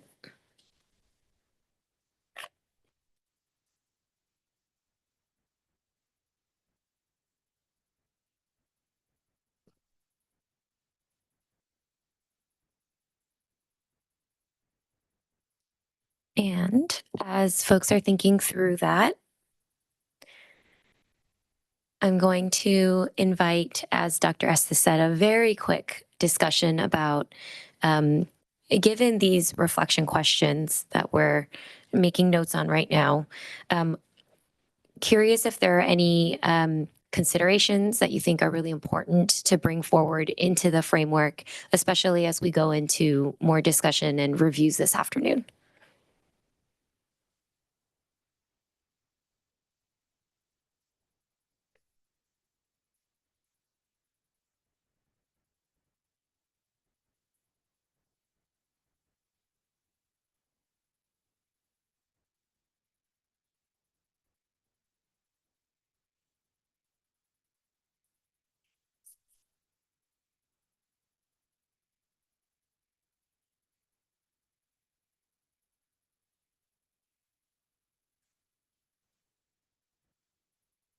All right, I'm seeing a lot of writing right now, so I'll give it a little bit more time.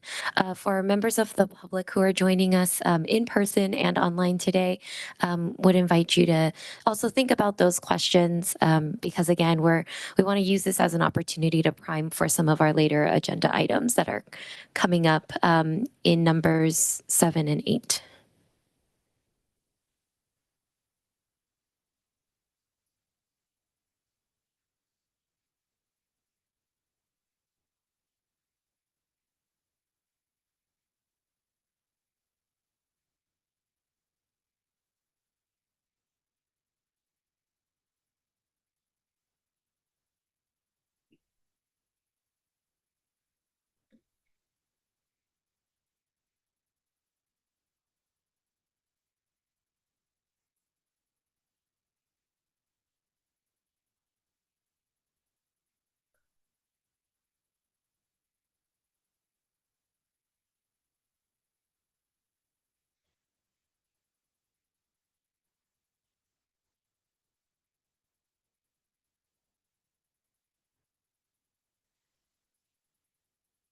All right, and when folks are ready, if you'll just give me a thumbs up if you're online or make some eye contact with me from the dais.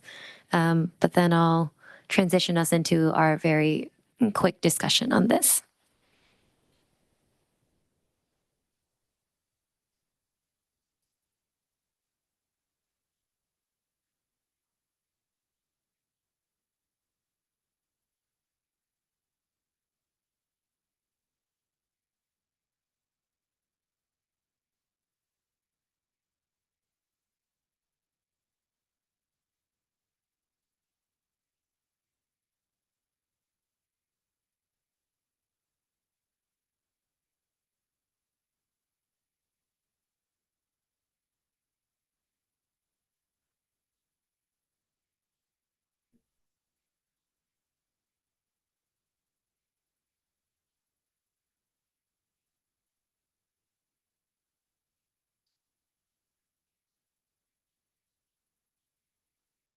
All right, it looks like, while some folks might still be jotting down ideas here in the room, most of us are ready to go. But why don't we start with our online folks? I did see Commissioner Salas raise her hands.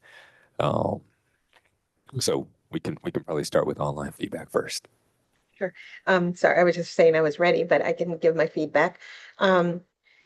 When I'm thinking about our main audience, which is obviously state government, all that we have described, I do think about employees that are actually tasked with implement, this work. And so to me, it's important when we're considering these audience needs is that and where would you access it and how would you come to it? It also is about onboarding so that when you're onboarding into a position that you understand that this framework exists and you're seeking this framework. So I'm just thinking about how does it connect to the work that you're doing and why might you be seeking from the framework, which is in consideration of community engagement, in consideration of analyzing and really having the perspective of the work that you're doing from this framework. And so I also think about the prompt, and so thinking about the framework and how it's defined, it's also situating in a way that you're consistently using it, as opposed to, certainly from the beginning. I just think about an onboarding of state staff that then see it, engage in it, understand how to use it, but then that there's continuous engagement with the tool. So these are the kind of things, so those are the things that I kind of just jotted down and thought of as these questions were being asked.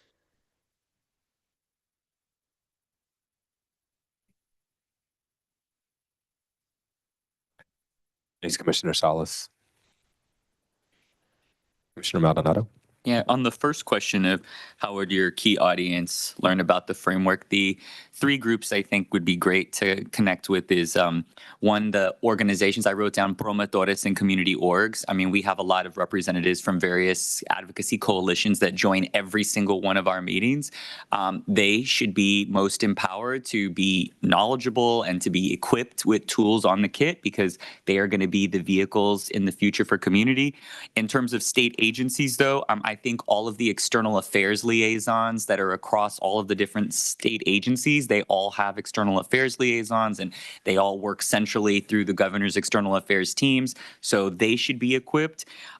I know that the district directors for all the legislators, I know we have representatives from Speaker Rivas's office, but all the district directors for all the different legislators, I do know that they meet. I do know that there's like calls in which they all get on. I see nods from those that are in the House. So the district director wide calls would be a place for dissemination. And then the ledge consultants at the various caucuses. So working with the different legislative consultants at the different caucuses so that they can equip both their members and the caucuses that they represent.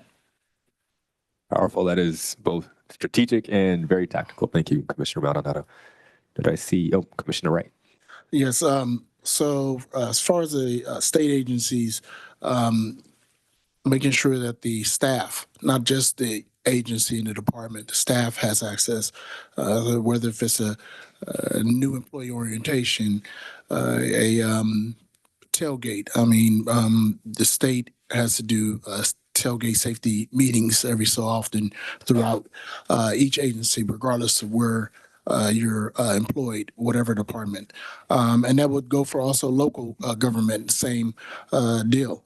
But then also online information for the public from these agencies from the state of California or local government, county or municipal, having that online through their whatever department it may be called. It's just called different departments throughout other agencies in the municipality, if it's racial equity or so on and so forth.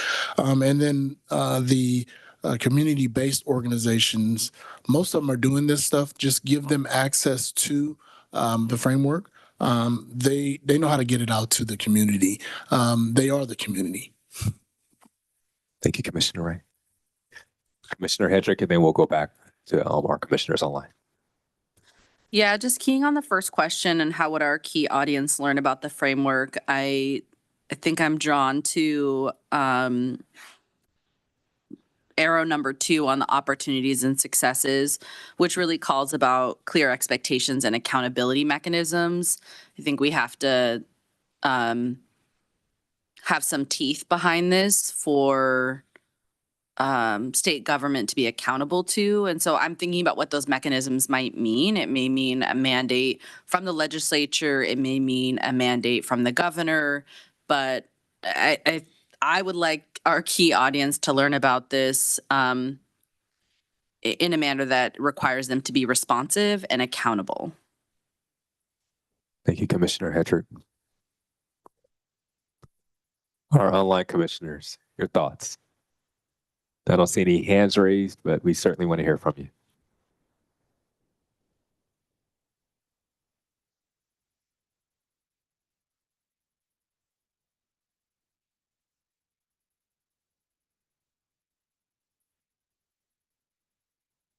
Do you want to ditto something that others have shared?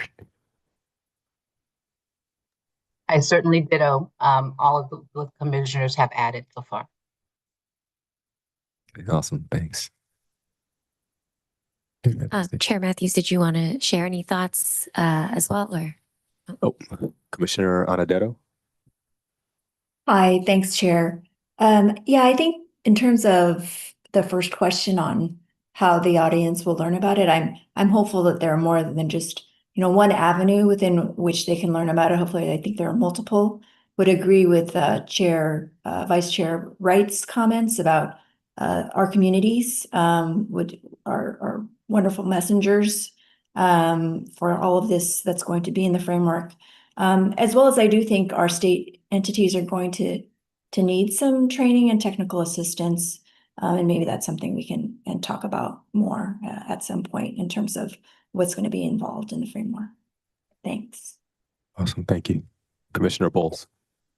I'm sorry, I was just listening because I got confused because I was thinking we had this conversation about audience being local government and state agencies, but then we started talking about really stakeholders. So I was just trying to better understand the focus of this part of the conversation, given the earlier recommendation that we all voted on. So I don't really have anything to add, but maybe we're talking about both. So if someone could clarify, that would just be helpful to me. While I do think there were comments around accessibility publicly, given the context of the conversation, as well as previously, as well as the vote that the commissioners had on defining the audience, I think it is safe to look at the questions from the perspective of state governments, inclusive of agencies, departments, the legislature, and others, as well as local other government entities that would be receiving support or technical assistance. Commissioner Bowles, does that answer your question?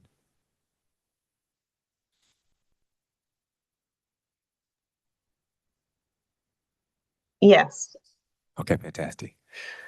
All right. So I just wanted to share a couple of my thoughts as well.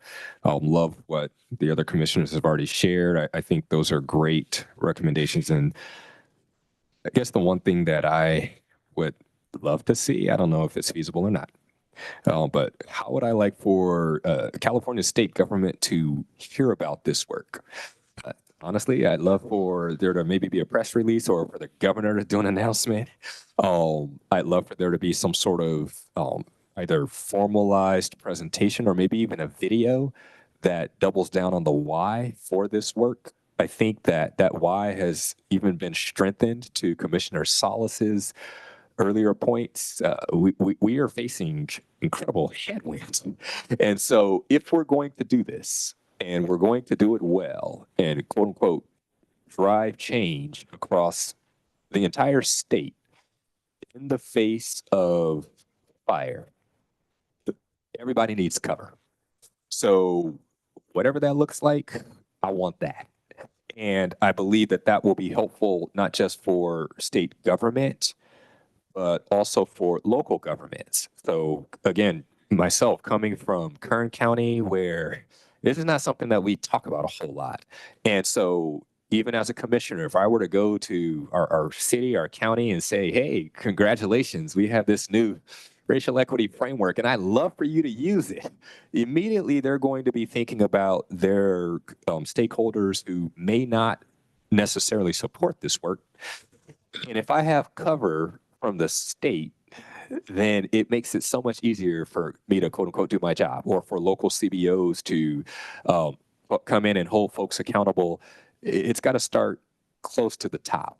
And so I love Commissioner Maldonado's recommendations for having all of, the external communication teams rally and so forth. But I do think there could be a laser focus on how we get this message out that might get us some early traction in the process. And at the end of the day, in terms of what might folks be seeking from the framework, I wrote down a word across all three groups, clarity. So I do believe that right now, again, in this tense environment, I think folks just want some good clarity on why are we doing this again? We talked about it 2-3 years ago. Why are we doing this? And what is it that we're hoping to accomplish with this work, with this framework? So I think that will be incredibly important to consider. Thank you. Commissioner Maldonado. Thank you, Chair. Yeah, I just want to pick up everything you just set down right there. Those were great points. So I wrote down specificity. So clarity with specificity. I'm a part of a lot of different frameworks at different kinds of institutions. And oftentimes the frustration is that it uses a lot of intellectual language and it sort of talks generally about what we're trying to pursue, but it doesn't have the specificity. And I know that we don't want to encroach upon an implementation. This is around a framework, right? We're not trying to implement for agencies, but I do think specificity. I think the intended outcome, so not just what the prescription is, but what should you see from the prescription. So if you do this framework intervention, this is the intended outcome you should have. So being able to show what the intended outcome is. And then I just generally wrote in the corner a filmed webinar. I know we're talking, that's a more of a modality recommendation, but I think there should be some kind of introductory webinar. Maybe the governor does an opening guest appearance, to the chair's point, but there should be a webinar that could just be disseminated for everyone to walk people through the specificities of the framework.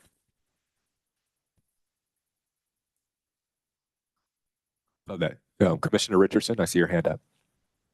Thank you, Chair Matthews. Just to comment on you and Commissioner Maldonado's comments, if there is a desire, which I support, of engagement from the governor and or the governor's office, that should start now, like as soon as this meeting is over. We are going into a very interesting political climate with the changing of the guards at the governor's level, and you want to make sure you get in the queue. So that would just be my recommendation, to make sure that recommendation actually can be realized. Thank you. And if that is a formal recommendation from the commission, staff is happy to take that forward. That is a formal recommendation, at least for me. So.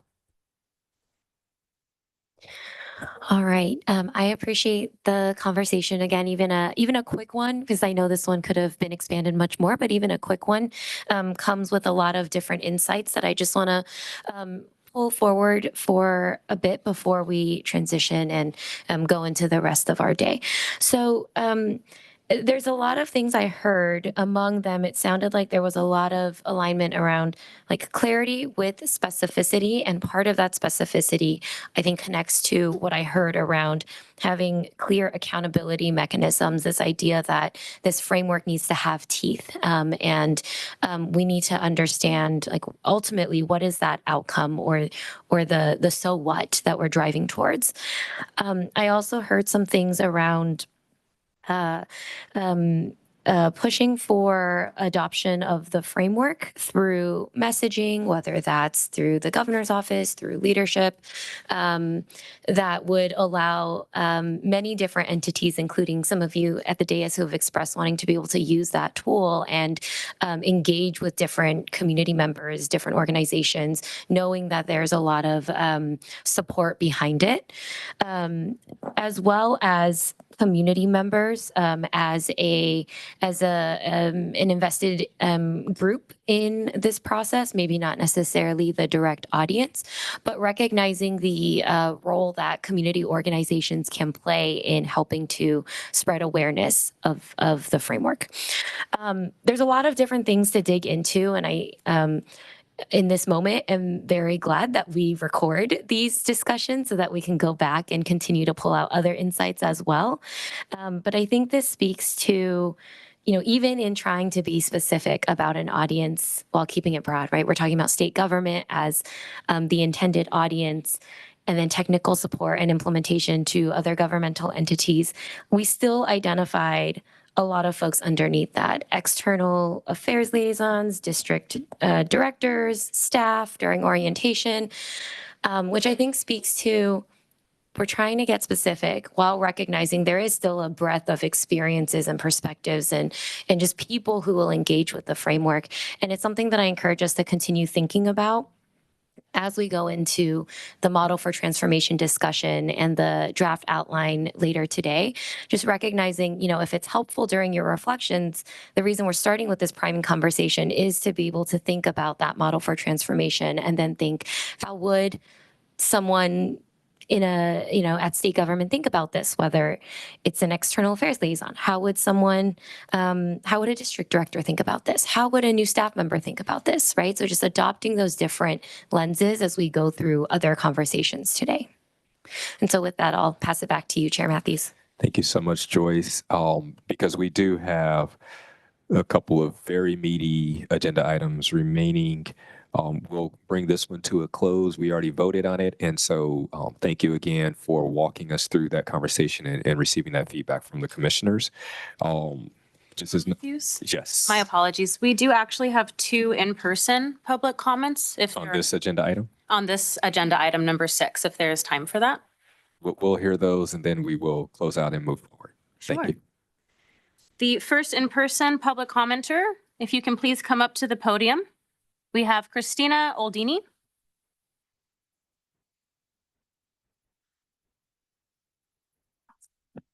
Hi, good morning. I'm a member of the public, Christina Oldini. Thank you for the meeting. Thank you for the work. Just a couple things that I'd like you to consider. Who are your champions? Announcing, marketing, who are your champions for this work in state government? I am going to suggest to you that one of your biggest champions, if you have not already been in touch, is going to be personnel human resource management. They need to be a champion for the work, those senior leaders. Any immediate supervisor or manager having direct reports in our state are going to be held accountable. Folks can't be held accountable if they are not aware of the task, haven't been taught to the task, and haven't been able to be involved in the in discussion regarding their tasks and understanding of what they're going to be held accountable for. So I want you to really focus, if you don't mind, on who are your champions in the actual individual divisions of state government, because they're going to be called on and their staffs will be called on to be accountable. And I'm also going to suggest your way through this, but you use audience a great deal. And in my opinion, personal opinion, there are differences between stakeholders, audience, users who will be held accountable is very different from a stakeholder. I'm a stakeholder. I'm a resident of the state of California. I may or may not be eventually an audience for this framework. I may.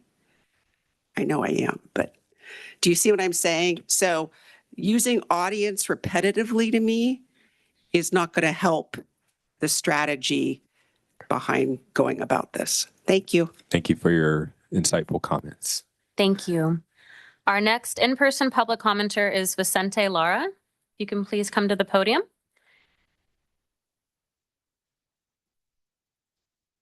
You may begin.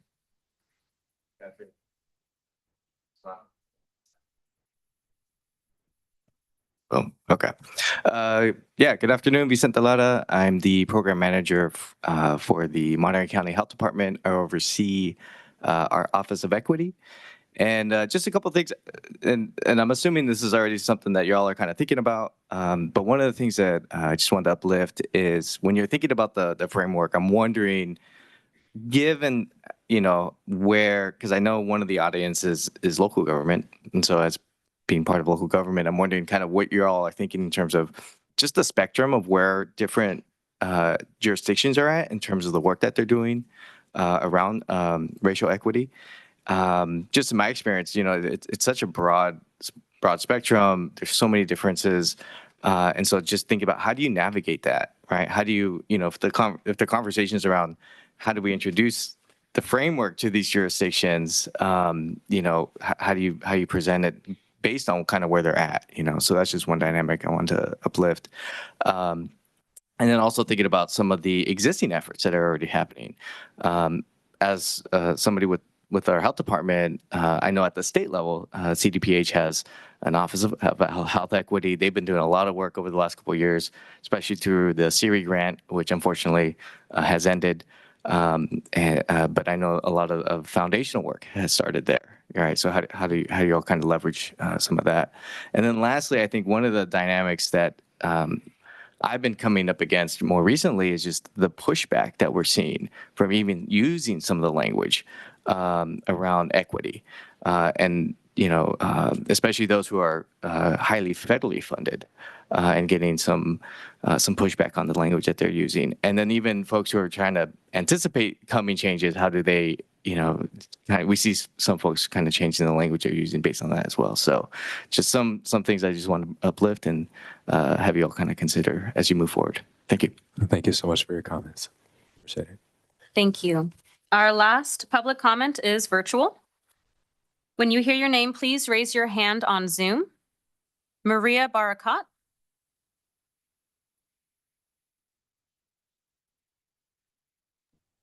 You may now begin. Hi, all. Just wanted to thank you one more time for this really important discussion. I just wanted to note a few things. I wanted to come back to, I think Commissioner Salas said at the beginning of this discussion that immediately I think she thought of the people, the employees, the people who will be engaging with this. And how are they going to know what to do with it? And then to come back to some other other commissioners' comments as well. There needs to be presentations. There needs to be buy-in from leadership at the executive level, et cetera. I just want to note that these are people. These are people who generally want to do their jobs. And what we know from the survey, the asset study, that in order to do your job, you need resources, you need leadership buy-in, you need the time allotted, you need the training and the tools, the ability to have open conversations, and one more time, the resources to be able to do this. So that means that it has to be embedded in work plans. It has to be part of the mandated daily work of your agency or department, et cetera. This is an emergency, for the state. This is an emergency for our people, many of whom work in the state government. And it needs the attention, the resources, the in-depth iterative guidance, the incentives, the accountability, the encouragement, and again, the leadership buy-in and the mandates to make it happen. And so I appreciate this conversation. I hope that will be taken into account as well, the urgency with which this needs to be implemented and taken up heartily. Thank you for your comment. Thank you. That concludes public comment at this time. Back to you, Chair Matthews. All right, fantastic. Good discussion. Again, we have Oh, my apologies. We actually have one more virtual public comment, if there's time for that. Has this person provided public comment previously? It's okay. That's for number 7. For number 7? Okay. So we'll get to that one after lunch. So because we are fairly behind schedule and we want to be respectful and sensitive for our online community, we are going to take lunch at this time and just plan to move through items 7 and 8 as judiciously as possible. Okay, and so we'll take lunch at this time. And what's a good time to get back? Should we try 12:45? Is that stretching it? Stretching it. Okay, so we'll do 1 o'clock. All right, we're going to give you just over an hour, and we will reconvene at 1 o'clock. That means everybody ready to go in seat, and we'll see you at 1 o'clock. Thank you so much.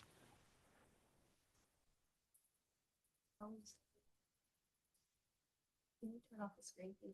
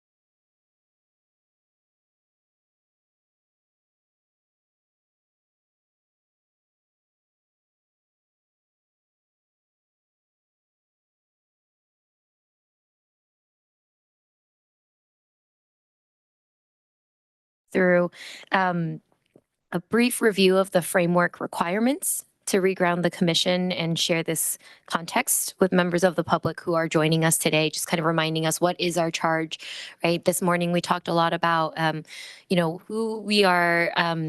who our intended audience or user is, really being focused on state government and the mandate that's outlined in the executive order. So we'll kind of just take a look at that again. Then Dr. Estes will present on each section of the outline. So you will have a chance to sort of hear the voiceover and sort of the idea behind it, because we know the outline is a start. And there's just a lot more content that will flow from there. So Dr. Estes will present on that. As she presents, commissioners are encouraged to consider 3 simple open-ended questions. It's, what do you like about this section? What would you change? And what questions or considerations would you highlight? And the reason we're doing that is because we know you all are about to receive a lot of information, a lot of different ideas in the outline. And so we've also provided this backside of the placemat that I was referring to earlier, that 11 by 17 resource for commissioners to organize their thoughts. Again, it's available online as well. But as Dr. Estes presents through each section, the idea is, please, if you feel so moved, to note your thoughts for each question for each section. At the end of that presentation, we'll open it up for discussion and talk about each of those questions. What do you like? What would you change? And what questions or considerations would you highlight? And then we'll kind of zoom out and even further and kind of do some other broader feedback on the holistic framework. So we want to do this. We're setting up this process because we know there are some commissioners who really do prefer to hear what's in it, especially if there's a vote coming. And we know that there are other commissioners who want to be able to also see that, like holistically, what does it look like put together? So we're trying to offer a couple of different formats for different engagement styles. And with that, I will go ahead and pass it over to Dr. Estes. Thank you, Joyce. And if we could go to the next slide, this just references the placemat that the commissioners are taking notes on, and that is available online. If we can go to the next slide. As I highlighted a bit earlier in the day, going back to the executive order that established the Racial Equity Commission, the framework is supposed to include methodologies and tools that can be employed in California to advance racial equity and address structural racism. Budget methodologies, including equity assessment tools that entities can use to analyze how budget allocations benefit or burden communities of color. Processes for collecting and analyzing data effectively and safely as appropriate and practicable. Is that even a word?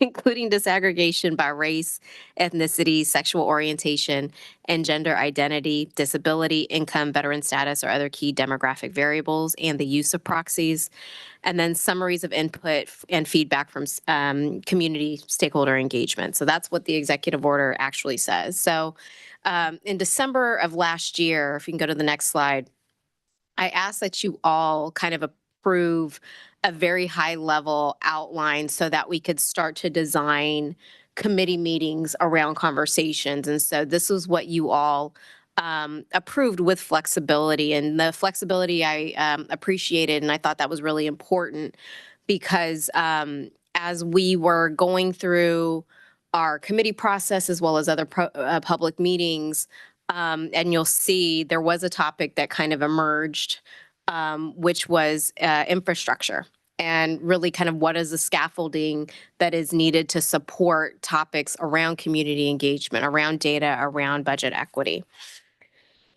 Next slide, please.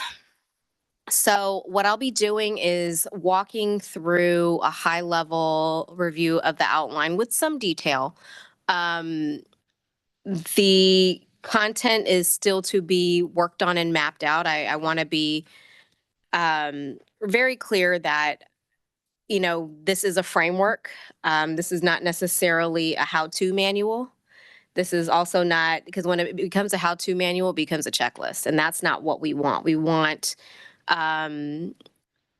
people to be able to dive deep into this content and move through the content, learn from mistakes, and grow from mistakes. And when you start having checks, you start to lose really the spirit of, I think, what the commission really wants to see in systemic transformation. So with that, we'll jump into all these different sections and go from there. So the first section is an executive summary. I mean, y'all know what an executive summary is. I don't want to create something that becomes its own chapter or its own section, but rather really concretely, what are the things that the commission feels important to lift up and that someone that may not be familiar with this work can kind of take a look at and get an idea and want to dive deeper into the bulk of the framework. Next slide, please. The next section is really how to use the framework. And, I have gone back and forth around, do you have to tell the story and the arc of the story of the framework's development, or is it important to get to the framework? And I think from the feedback that we saw within the asset analysis, it was really important to just get to the framework. And so we want to make sure that audiences, whomever those audiences may be, know how to use the framework. And I think being very clear about who the framework is for, how it's intended for accessibility uses, and reaffirming the purpose of the framework. I highlight key terms here. And, I think there's been a lot of discussion amongst many different equity circles around how are we defining terms. And so what I like to propose is that we look at a few different definitions and work with one of our research partners on that to kind of workshop what would reflect what the commission has put forward and be able to articulate common definitions that may be used throughout the framework to give people a common language and grounding. All right, next slide, which is what we're calling part one, which is building the framework for your organization. And this is comprised of several parts. If you can go to the next slide, thank you. The first part is working with community to build a California for all. We're all are seen and heard, and this is really our community engagement section. I have strategies to build trust with communities, including learning from lived experience. I envision that being a community engagement toolkit, guidance around how do you use the spectrum of community engagement, the role of community advisory partnerships, possibly looking at elements of restorative healing strategies and how do you bring people together to rebuild trust. Trust is a really important factor when it comes to community engagement and is often the place you should be starting. The second element would be best ways to receive information, which we talked about some of that earlier today. Language access and accessibility is really important, particularly with the variety of community residents and stakeholder organizations that might be looking at the framework or using it. And I have here also targeted universalism, and we're talking about that as how you focus on one group and how it can help everyone. I think targeted universalism is an element that is often used in different categories and contexts, but I think it's really important that we use the community engagement space to really galvanize about how we bring populations together to have those conversations and understanding this isn't about one versus the other.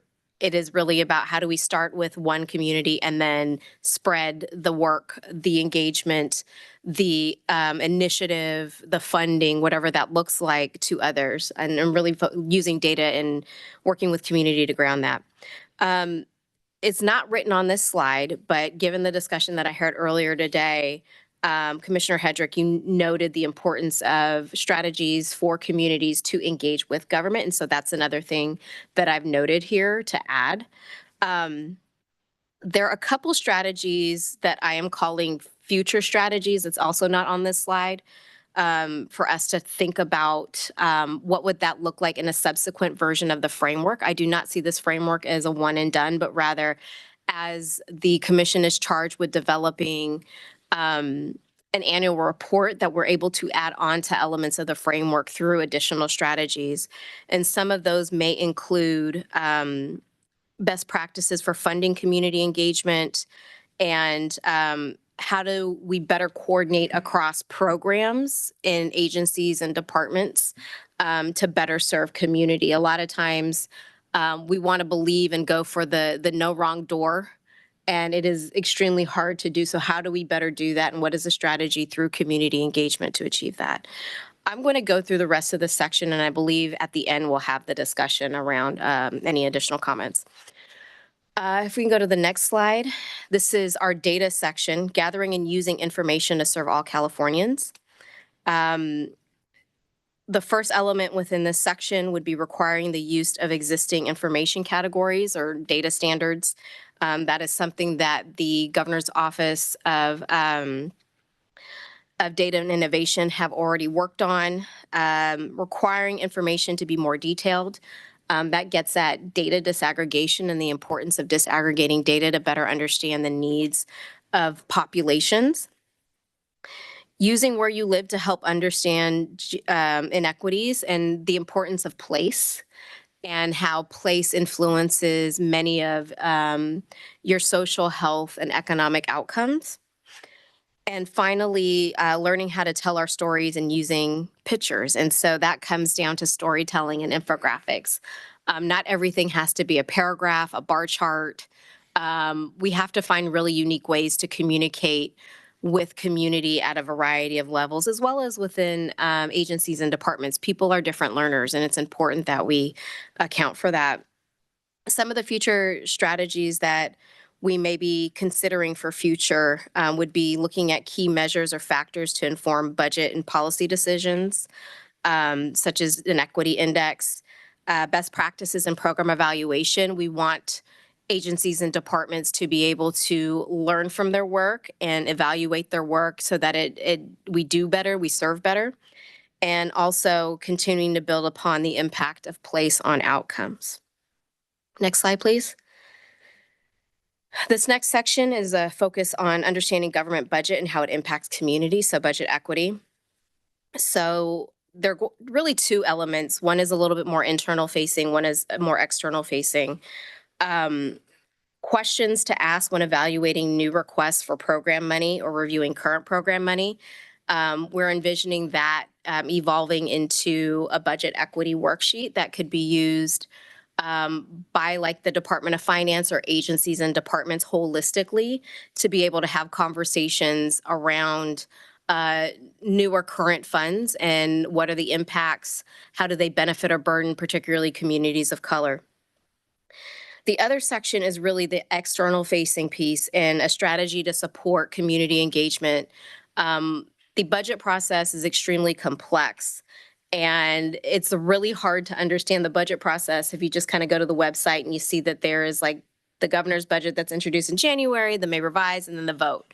Like there's so much that happens in between all of that. And it's really important for community organizations and residents to actually understand what's happening beneath that process. And so from some of the conversations that we've had in the Budget Equity Committee, one, trying to get back to a very simple one-pager on what is the state budget and what is the process behind the state budget. It's going to be a miracle to dial it down into one page, but it's something that is really necessary. And I felt that coming out of the presentation that we got from the Center of Budget Policy, and it was a complex presentation, even though it was simplified. And it's like, we've got to dig deeper and find a way to really engage community on that. And the second half of that, and I'm looking at you, Commissioner Maldonado, because this is actually one of the elements you talked about, was building out an interactive timeline on our websites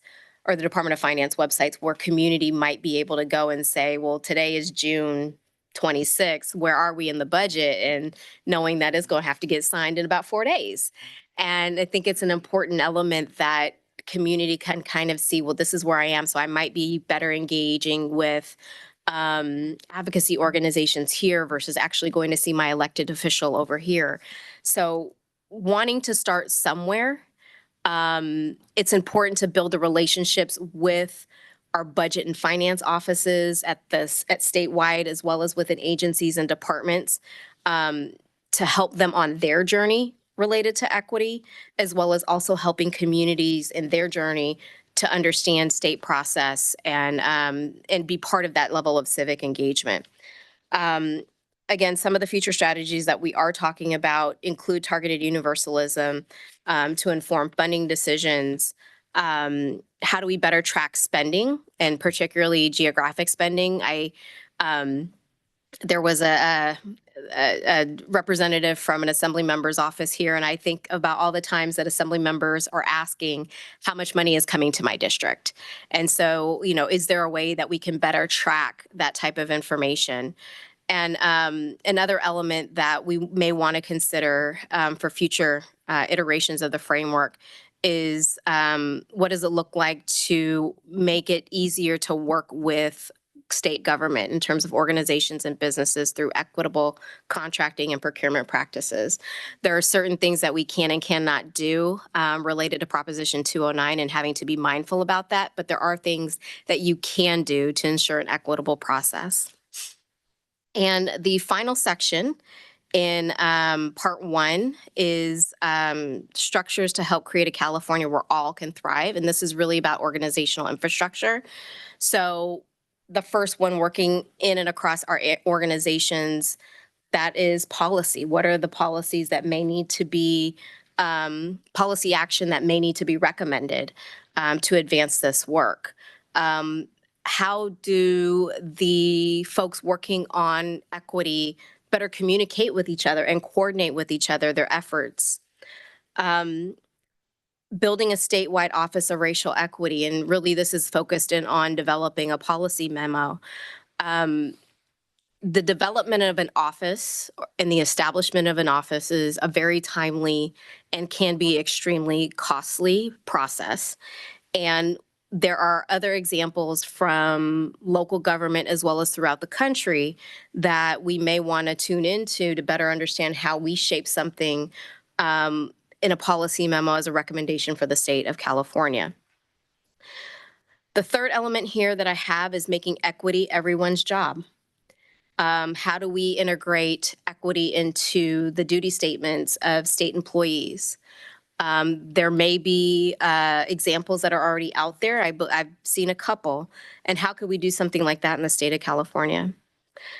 Moving from ideas and goals to action, in Executive Order N1622, there was a directive to add equity into everyone's strategic plan. It's one thing to have it in your strategic plan. It's another thing to actualize that. And so how do you build in equity into your strategic plans, but then how do you build a racial equity action plan to make it happen? What are the steps and tools that you need to help get there?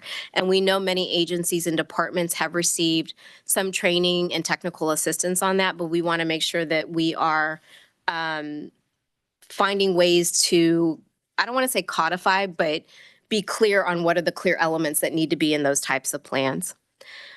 Making sure your program meets your goals. And that could be done through a racial equity analysis tool for programs. So is your program benefiting or burdening communities of color? Where are you getting your data from? Are you engaged in storytelling and qualitative versus just looking at the numbers? If your numbers of engagement are low, getting a better understanding as to why. And some of that needs some structure and creating a tool to help agencies and departments ensure that their programs are meeting their desired goals. And finally, understanding how proposed and new laws address the most disadvantaged communities.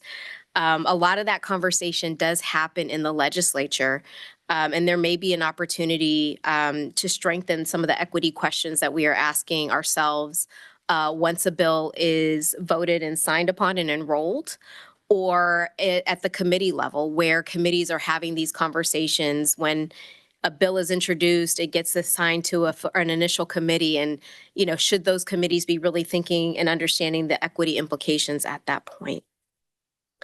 Some of the future strategies that the commission may want to consider for future frameworks or adding additional content to the framework may be establishing an Office of Racial Equity upon the completion of a policy memo. The pooling of funds, and how do you pool funds to support racial equity programming and staffing. So that's part one. That was a lot. Let's jump into part two, which is about delivering results that matter. And this is really where the rubber meets the road with implementation, technical assistance, and evaluation. Next slide, please. Making racial equity real. So this is implementation where the commission staff is positioned, given our charge, to help organizations shift mindset, behaviors, and habits. And that is really the organizational cultural change that we're working on with Possibility Lab. Figuring out and supporting agencies and departments with understanding where they should start on their journeys. Everyone is in a different place when it comes to advancing racial equity. So we want to make sure that we're meeting agencies and departments where they are and giving them ideas on what some of the first steps could be. One of the things that I think has been really key, especially in the time and place that we are in right now, is centering self-care, community care, and humanity in everything and all that we do. And that should also be as part of implementation. This is not easy work. This is having to confront many explicit and implicit biases that we all carry. And that takes time, energy, and it does take a tremendous amount of self-care and community care, but also grounding ourselves in humanity. Building off of that, creating spaces where all are safe to speak up, share ideas, ask questions, or admit mistakes. Psychological safety is huge in this area. And we want to make sure that we are being mindful of that and attentive to the needs for feeling safe in doing this work. Navigating the unknown and the unclear. That is really about what does it mean to implement race-conscious strategies, or how do you navigate around Proposition 209? There is a level of recommendation that I think the commission can put forward, but we do also have to be mindful that each agency and department has very unique considerations that they have to keep in mind, given what their own charges are, but what their own legal teams might interpret. And so part of this is giving some guidance, but also giving the flexibility for agencies and departments to have those conversations, because I think it's important for them to get to the conversation, not just a directive or an answer. Bless you. And finally, in this section, understanding the role of philanthropy and industry and how they can help complement your work. In this era where revenue is not as strong this year and costs continue to rise, we are also having to find ways to continue to do this work. And it's not an easy journey. I mean, even the commission is relying on philanthropy to help. And there are opportunities to engage industry and philanthropy through corporate social responsibility and other areas. And so we want to make sure that we're sharing that. And what does that look like for agencies and departments to move forward? The next section is helping organizations make racial equity real. And so that's the technical assistance part.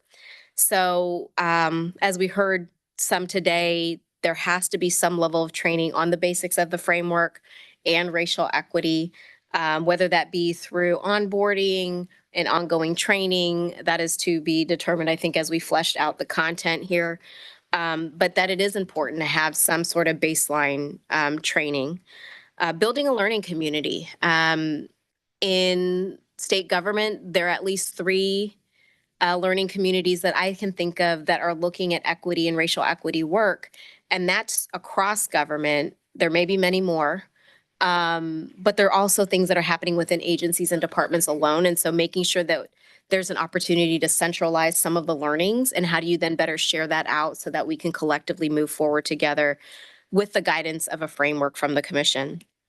And finally, finding experts to really help build and strengthen our programs. And what I think that looks like is, how do you tap into subject matter experts to better support the development out of your strategies? Some of the future strategies to think about with technical assistance include developing a formal training and technical assistance plan.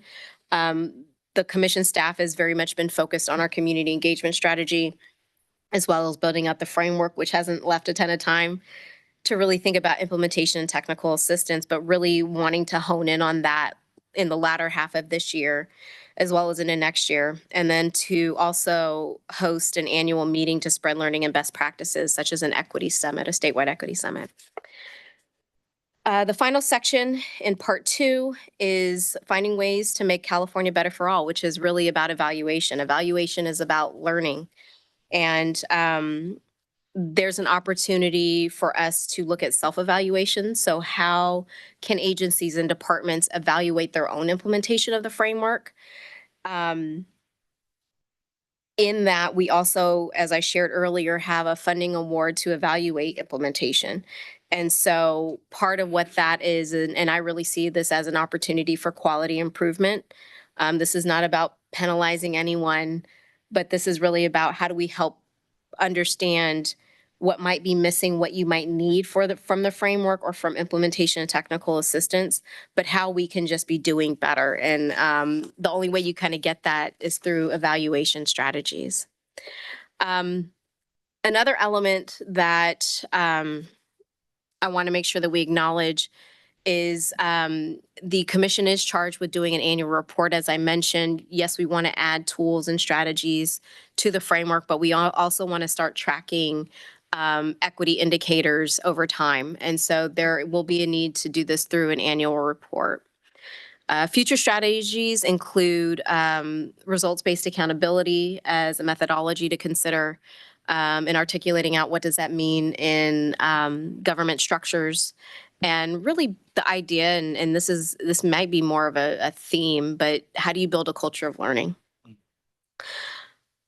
These next 3 sections will go a lot faster, I promise. Part 3, our historic journey with California. So this is where we would start to talk about how we got to the framework. And so that would be the why it's important to focus on race and intersectionality, acknowledging present and historical opportunities and challenges that we are in, the actual process that we went through, the public meetings, what communities are saying, so input and feedback from the community meet and greets that we've been doing throughout the state for the last year and a half, and then going into the values and strategies that guide the Commission for Success. So that is the values that you all voted upon in December, as well as the model for transformation that we will hopefully get to later today. Part 4 is really trying to tie this in a nice bow and leave with a hopeful vision for the implementation of the framework, reiterating the importance of the journey and the importance of shifting narratives around racial equity, and articulating really what is next for the commission, which I've shared previously, the annual report, continuing to add to our tools and strategies, and supporting the implementation of the racial equity framework with agencies and departments. Part 5 is the appendix, and this is where we kind of get to some of the actual tools and items that help support the development of the framework. This list is not exhaustive and will likely be quite long, but you will see we'll of course include the executive order. We'll include the asset analysis report and case studies. We'll have these other elements also included here. That was a lot, and I know this is the first time folks are really seeing this and digesting this, and so I want to, I guess, turn it back to you, Joyce, to facilitate the conversation and feedback so that we can move forward. But if there are questions, I'm happy to entertain those as well. No, just before we turn it over to Joyce, I did want to just take a moment to acknowledge the great work of your team. this to me looks and feels a lot like what we've been talking about over the last 18 months. And so I just want to thank you all for listening and reflecting what I believe are the voices of the commission, the coalition, and then also communities around the state. And we're going to have some discussion. I'm sure there will be lots of pluses and deltas and feedback and all of that, but I want to take just a moment to acknowledge this sense of what I'm feeling is a sense of achievement and at least a measure of victory. So can we give a round of applause for Dr. E and her team? This is a big deal. All right. And now I'll turn it over to you, Joyce, to facilitate the rest of the conversation with the commissioners. Thanks.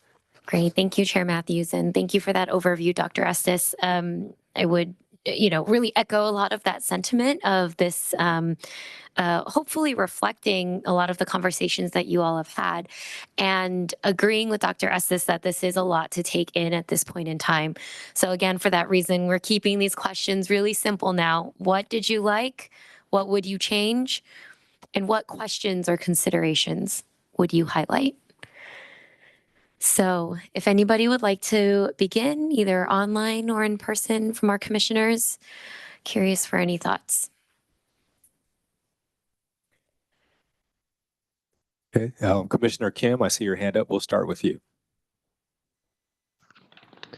I have some specifics to respond to, but I just want to first start. We can't hear you. Oh, Commissioner Kim, we can't hear you too well. Could you please speak into your mic? oh, sure. Can That's you hear me better. now? Yes, sir. Okay. So before I get into any specifics, I just wanted to understand, Dr. Estes, and again, thank you for this work. How should we understand what is marked off as a future strategy versus what is in the body of a section? Like, what's the difference between, are the main components of a section, like what we're actually recommending now, and then future strategies are for not really recommending now, but later? How should we understand those distinctions? Yeah, it's how you've articulated it. I envision the future. You got to put one brick down before you lay the second brick, and so I really want to encourage the framework or the commission to think about how have what I've outlined here lay that first brick to then build those future strategies. We also can't do everything in a framework in really a 2 months time to write. And so I am also trying to be mindful of the capacity of my mighty team, but very small team. And also the challenges that we have in being able to build something out in the public view. So I'm trying to make that balance, but if there are future strategies that I've noted verbally here that there's a need to move it forward, happy to have that conversation and entertain it. But there will be potential issues around staff capacity to be able to articulate everything that I just said in a document that people will actually read and not be 5,000 pages. Does that answer your question, Commissioner Kim? It does, and I'll step back and give my specific comments later, but I just wanted to start with that first higher level question. Okay, fantastic. Here in the room, Commissioner Hedrick. Yeah, I think to your questions, Joyce, like what would I change or what comes out for me? In part one, I really like it. What I'm wondering is like where we have strategies to build trust with community, I don't see a space here where community has a voice through any types of shared governance. And maybe it's the commission itself where that exists. And then like, what is the commission's role for accountability and voice back in the strategies and measures? So I'm looking for like where we see shared governance and where there may be opportunities with community. Yeah, I think that actually gets further built out under the strategies to build trust. But to me, that's the vehicle of the commission, to be quite honest. Like, you are the public facing body that brings in the community voice. I think the other element to think about is that model for transformation, and not to be talking about an agenda item that we're not on. However, it is relevant in this conversation in some of the earlier conversations that the commission has had about what does it mean to do shared governance? What does it mean to shift power to communities? The commission has to think about what that is in the context of its charge, not of how they want everybody else to act or behave, but it really is about your charge. And I think that there is an opportunity to build out here what was within the commission's charge, and then what is something you would want to recommend to others to potentially start to move along that. But I do think the spectrum of community engagement helps get to that as well. Commissioner Salas and then Commissioner Conti- Maldonado. Go ahead. Sure, continuing on the same line of thought. Within the framework, obviously the recommendation of Office of Racial Equity, and you obviously provided the caveat as to all the different things that sometimes have been challenges towards that. I still think that is something that it is that hopeful vision of where we will want to be. But in terms of shared governance, I always use the example of the AAPI, California's AAPI, a standing commission that has existed now for some time, that has actually provided community, sort of we're commissioners now, but at the same time this is a commission that has a limited lifespan based on we have a charge, we have work to get done.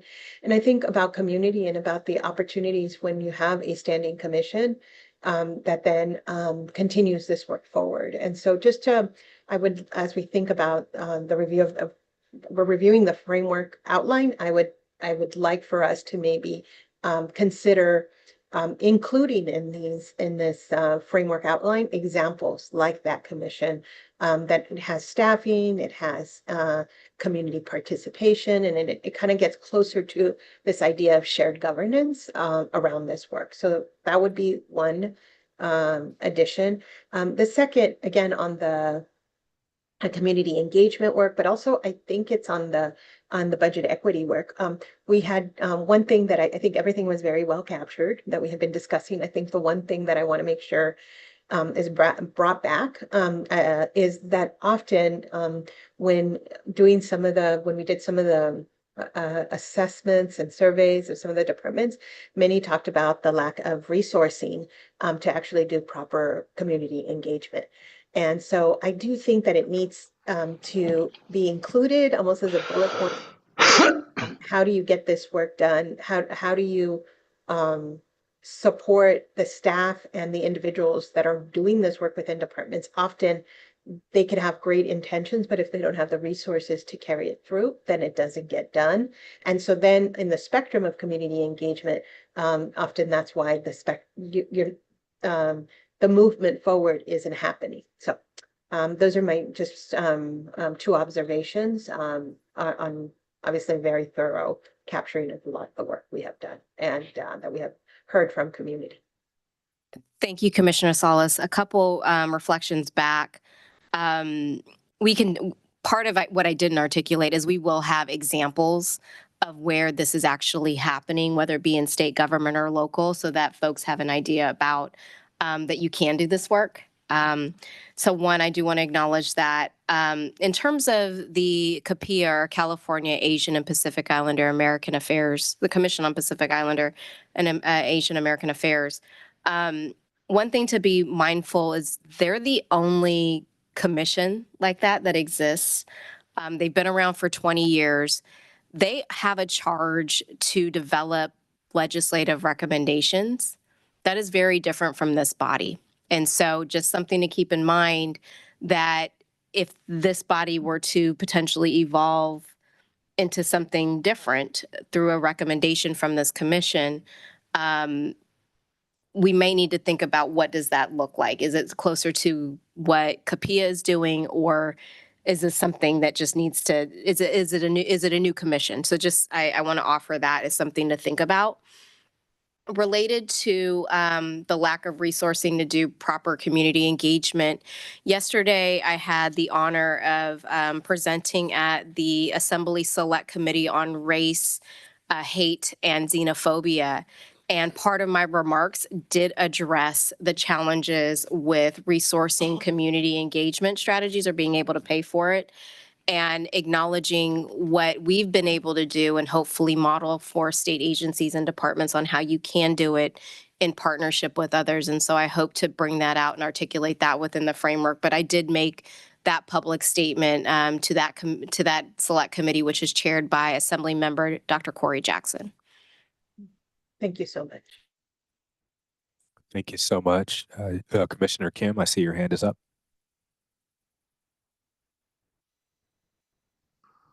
I'm sorry, did Commissioner Maldonado, was he first? I don't think he had raised his hand. He was just moving his name tag. Got it. Okay. Thank you so much. All right. So I really appreciate the clarity around what future strategies versus what's in the content, and understanding the need around managing capacity of staff to get this done. I do think that we need to overall, stepping back, understand this framework sits in the context of a wide and longstanding discourse in this state around racial equity. I feel like the charge is to do what we can to move that discourse forward, and not necessarily to be careful to not, tread ground that is already covered well in other places, in other ways, and but also not depart from the current discourse so far that it doesn't make sense. You know what I'm saying? So I just feel like we need to understand that there's a long-standing conversation. We need to be additive to that conversation. For that reason, there are a lot of items in particularly part 1 and part 2 that are listed under, or that were discussed as being future strategies, that I actually think need to be more at the center of what's being discussed for that section. And that there are some elements of lifting up work from, like the data standards or data disaggregation or the storytelling. There are things to reference, right? There's other materials, really good work done by some of the partners and experts we heard from that we could refer to them. So maybe having staff spend less time writing that up and instead upfronting some of the future strategies, which is what I think this commission could really do a good job in terms of being additive to the conversation. For example, I see that the Office of Racial Equity idea is kind of put together as a future strategy. My strong recommendation is that it's not listed as just a future strategy, but it's actually one of the core content of that section, of the section under Part 1 around structures to help create a California for all. So if that means that we have to push back on some of the other items in that section to make room or have the staff have enough time to write up the Office of Racial Equity, then so be it. Again, if we're referencing things that other people have already written, then we should just do that and not recreate that wheel. I would similarly like to upfront under data, there are future strategies around key indicators and an equity index. That I think should not be just sort of listed as a future strategy, but upfronted more into the body of the framework. I think that would sit very, very well with the budget equity worksheet write-up. I don't think we should do, frankly, the understanding the state budget. I think in our conversations with DOF, they had some version of that. They know they need to improve upon it. We should have them do that work, and we should reference it, not necessarily have our staff build that from scratch, right? So if it's a matter of staff capacity, I would rather the staff upfront and focus on how do we develop a statewide key indicator and key equity index. Finally, under Part 1, the tracking of spending, again, listed as a future strategy. I think that should be part of the body of the text as opposed to listed as future strategy. Under Part 2, I really like the sequencing you did here for Part 2, the focusing on the internal culture and training that's required, the space that's required for people to feel like they could lean into equity. I think that's right to start there. I think some of the components about implementation are good. I like to see that you guys, it's great to see that you guys have moved straight into that on the sequencing for Part 2. What my worry is, I think the next sequence or next step in the sequence is accountability. accountability and transparency in particular. So my worry is that there have been multiple commission meetings where we've talked about accountability and transparency, and we haven't. That's not really sort of highlighted in the current outline draft. And I feel like into part 2, that should be the third section, right? So the training and culture building, the technical assistance to actually change systems, and then transparency and accountability. So that department leadership knows that they have to actually transparently produce reports of what they've done in regards to equity, and be accountable to the results there. So again, some of that is in the future strategies, but I would like that more in the body itself. I have maybe some other items, but I've already spoken enough, so I'm going to step back. Thank you, Commissioner Kim.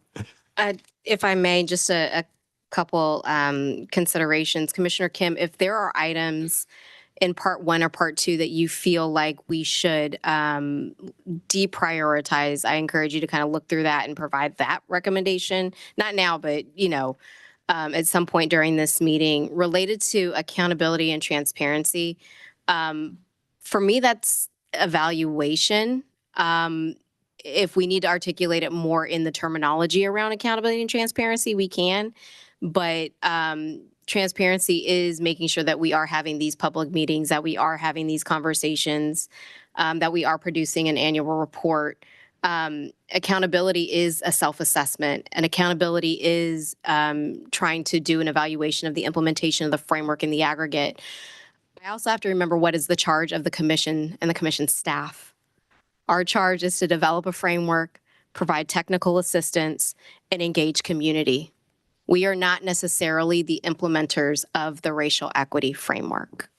Oh, no, that I totally agree with you on the charge of the commission. My understanding is the framework was actually us presenting a roadmap to other arenas of the state government generally, so other agencies, other departments. And so I imagine part 2 being about like, hey, how can you move on your journey around racial equity, Department X or Agency Y? And so I was thinking more about transparency and basically pushing them on transparency and accountability for their leadership. Now, I'm not saying that for us. Yeah, you're spot on, and I think that should come through in community engagement strategies as well as some of the other areas in part 1. I think that there is often an assumption, and I feel like I have to publicly say that there's an assumption that this framework is released and it's the Racial Equity Commission's job to do it, and that is not what the charge is of the commission. And that's part of the reason why you have the conversation around why you might need an entity like an office. And there are models out there about the role of an office versus the role of a commission.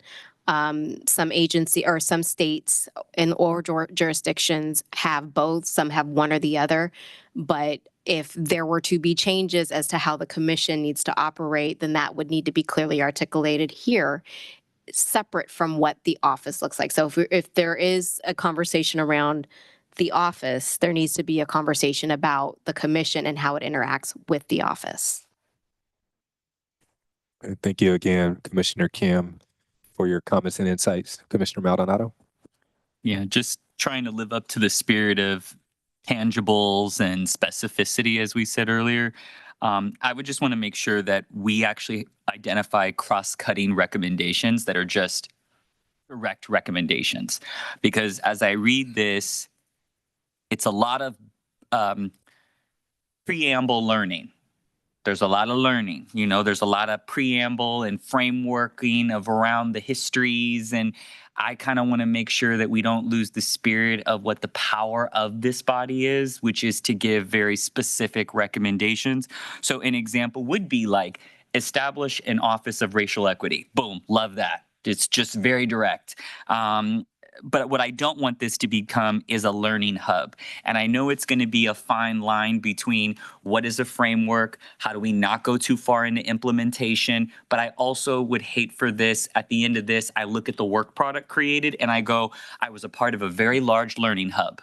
And there's just a lot of learning in here. And rather than me saying, this is a suggested directive.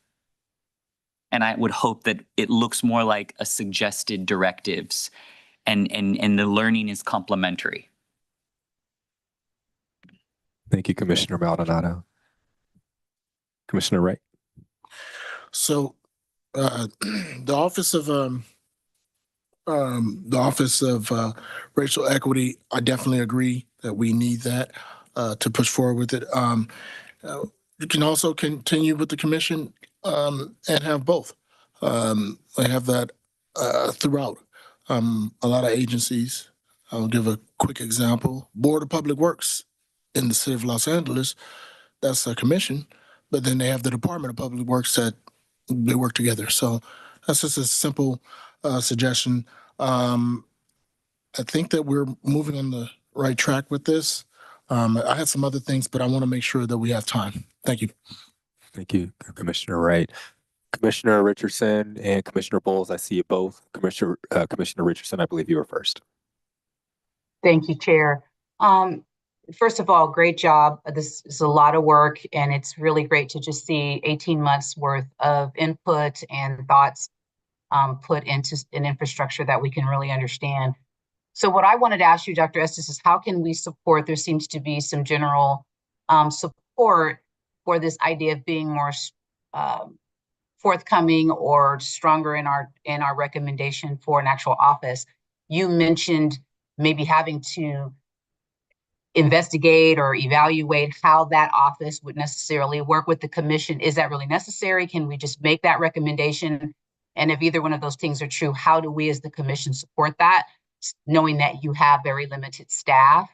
And then we can sit here all day and probably have lots of little comments. I want to know, how do we help you all with your very limited staff get to the next meeting? You know, is there a process we should follow? And I'm sure you're going to lay that out for us, but I just want to make sure we're supporting you all in our various comments. So those are my two things I wanted you to address, if that's okay.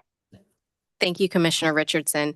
I would say the commission, and I'm hearing the direction without needing a vote, that you all want to lift up, or I'm hearing a consensus, not necessarily a decision, that you all want to uplift an Office of Racial Equity.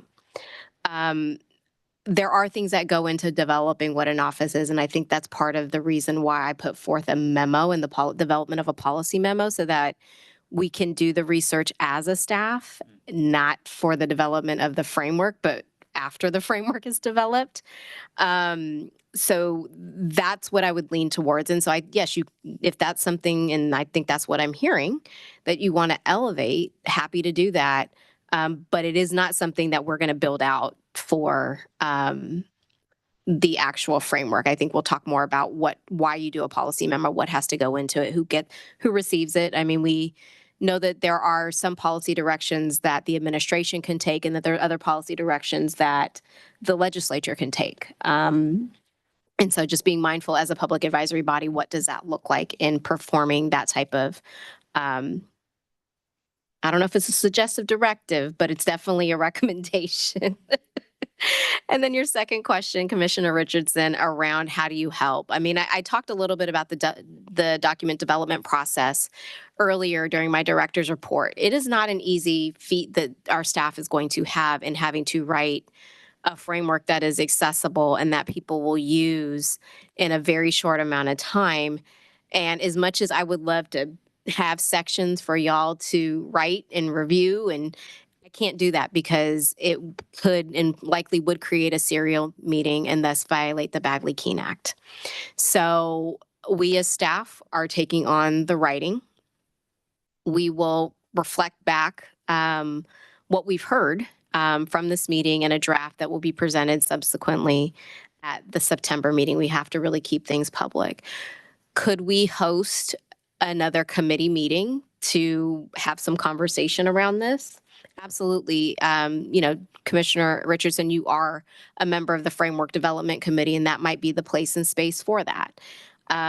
But unfortunately, the Bagley-Keene Act does not allow us to kind of build this out collectively in the way that, and in the spirit that I think we all would like to do that. So it's just one of the constraints that we're going to have to manage through. Thank you so much, Commissioner Bowles. Yes, I do appreciate all the work that has gone into the framework so far. I do see this as our first opportunity to talk in a little more detail about our collective ideas about what a framework is and what we're doing as a commission. So I'm not surprised that, you know, we're kind of unpacking it in the way that we are. I think that's a natural part of this process, and we should be doing this. Um, what I'm hearing, and that's resonating with me, what I heard from Commissioner Kim and from Commissioner Maldonado are recommendations, which to me are things that could not fit into a framework, but need to be important infrastructure and scaffolding for any of this to take place. And then a framework. And not like how do you implement and not orders of implementation, but a framework that a user can take and say, you know, I've done a needs assessment of my department. I believe these are the areas where we're on the right track. Here are some areas that need more. You know, key performance indicators. I think we could outline, because I mean, the challenge of having to create something that applies to so many different agencies is daunting and really hard.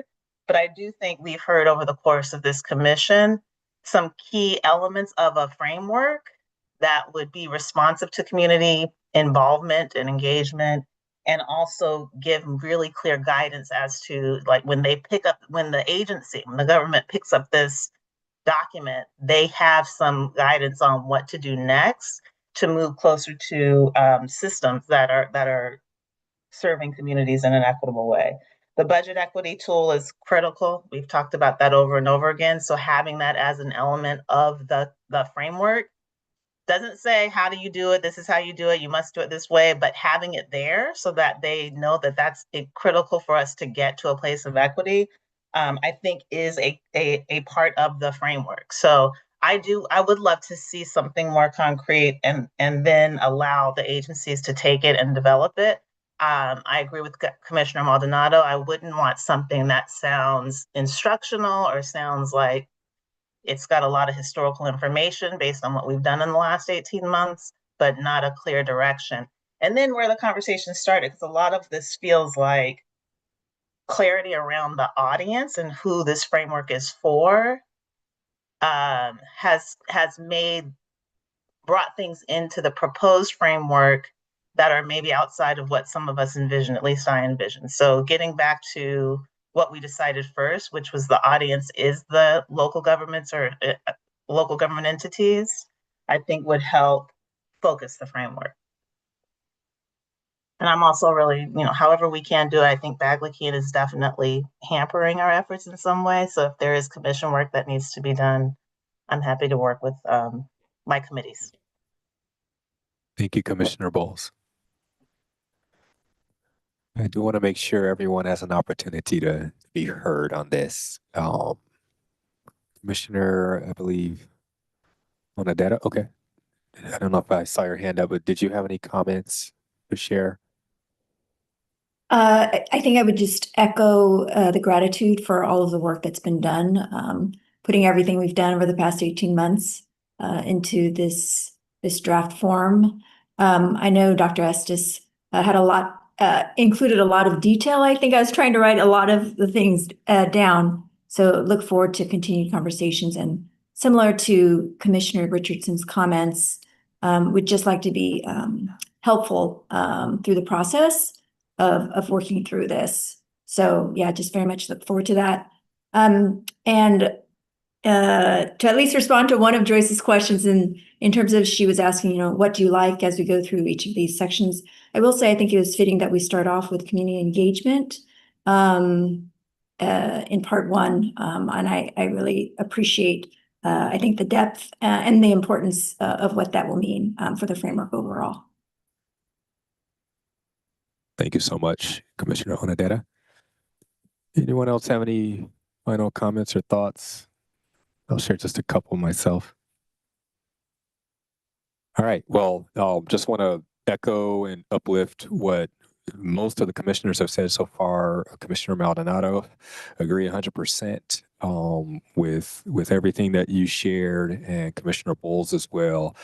I kind of see this work and what we are doing almost in kind of two buckets. What I mean is this: I think Commissioner Kemp spoke to. There's already a lot of work that is happening, and when I think of that, I think that's great. However, I don't know that there is standardization in terms of maturity of this work when it comes to state government. So folks might know about it. There might be tools out there, but I guarantee they are not all using them equally. And so part of that foundational piece could also be, step one or phase one is for what already exists, let's find a way to continue to mature that work. That's, in my opinion, just using a baseball analogy, those are the singles and the doubles. But then I also don't want to miss the opportunity to potentially hit some home runs. And I know when we started this work, one of the things, stakeholder groups that we spoke about a lot, and we have increasingly less as we've gone through this process, for the sake, I believe, of feasibility, was really legislation. And so with the policy memo that is listed, I think that's right now the only recommendation maybe that would invite some sort of legislation. And I just wonder if maybe there's an opportunity to invite a bit more reaction through what we develop for the state legislature. I don't know how feasible that is in this environment. Folks have careers to think about. I get that. But it might actually make sense to say, hey, this is what we, for sure, everything that we've already started, we need to mature that work. Then for some of these home run opportunities, starting even a racial equity office, I really don't know what the feasibility of that is in this state climate, with the budget crisis that we are facing. Definitely want to see it.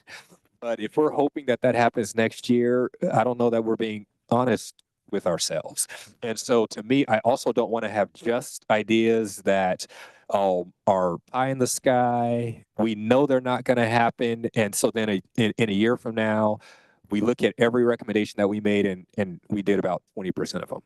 I'd much rather us get to, we're about 80% feasible on the recommendations, and then we've got about 20% dream territory where maybe the legislators around the state, when they feel psychologically safe enough to write some bills that help us get there, they can do that work.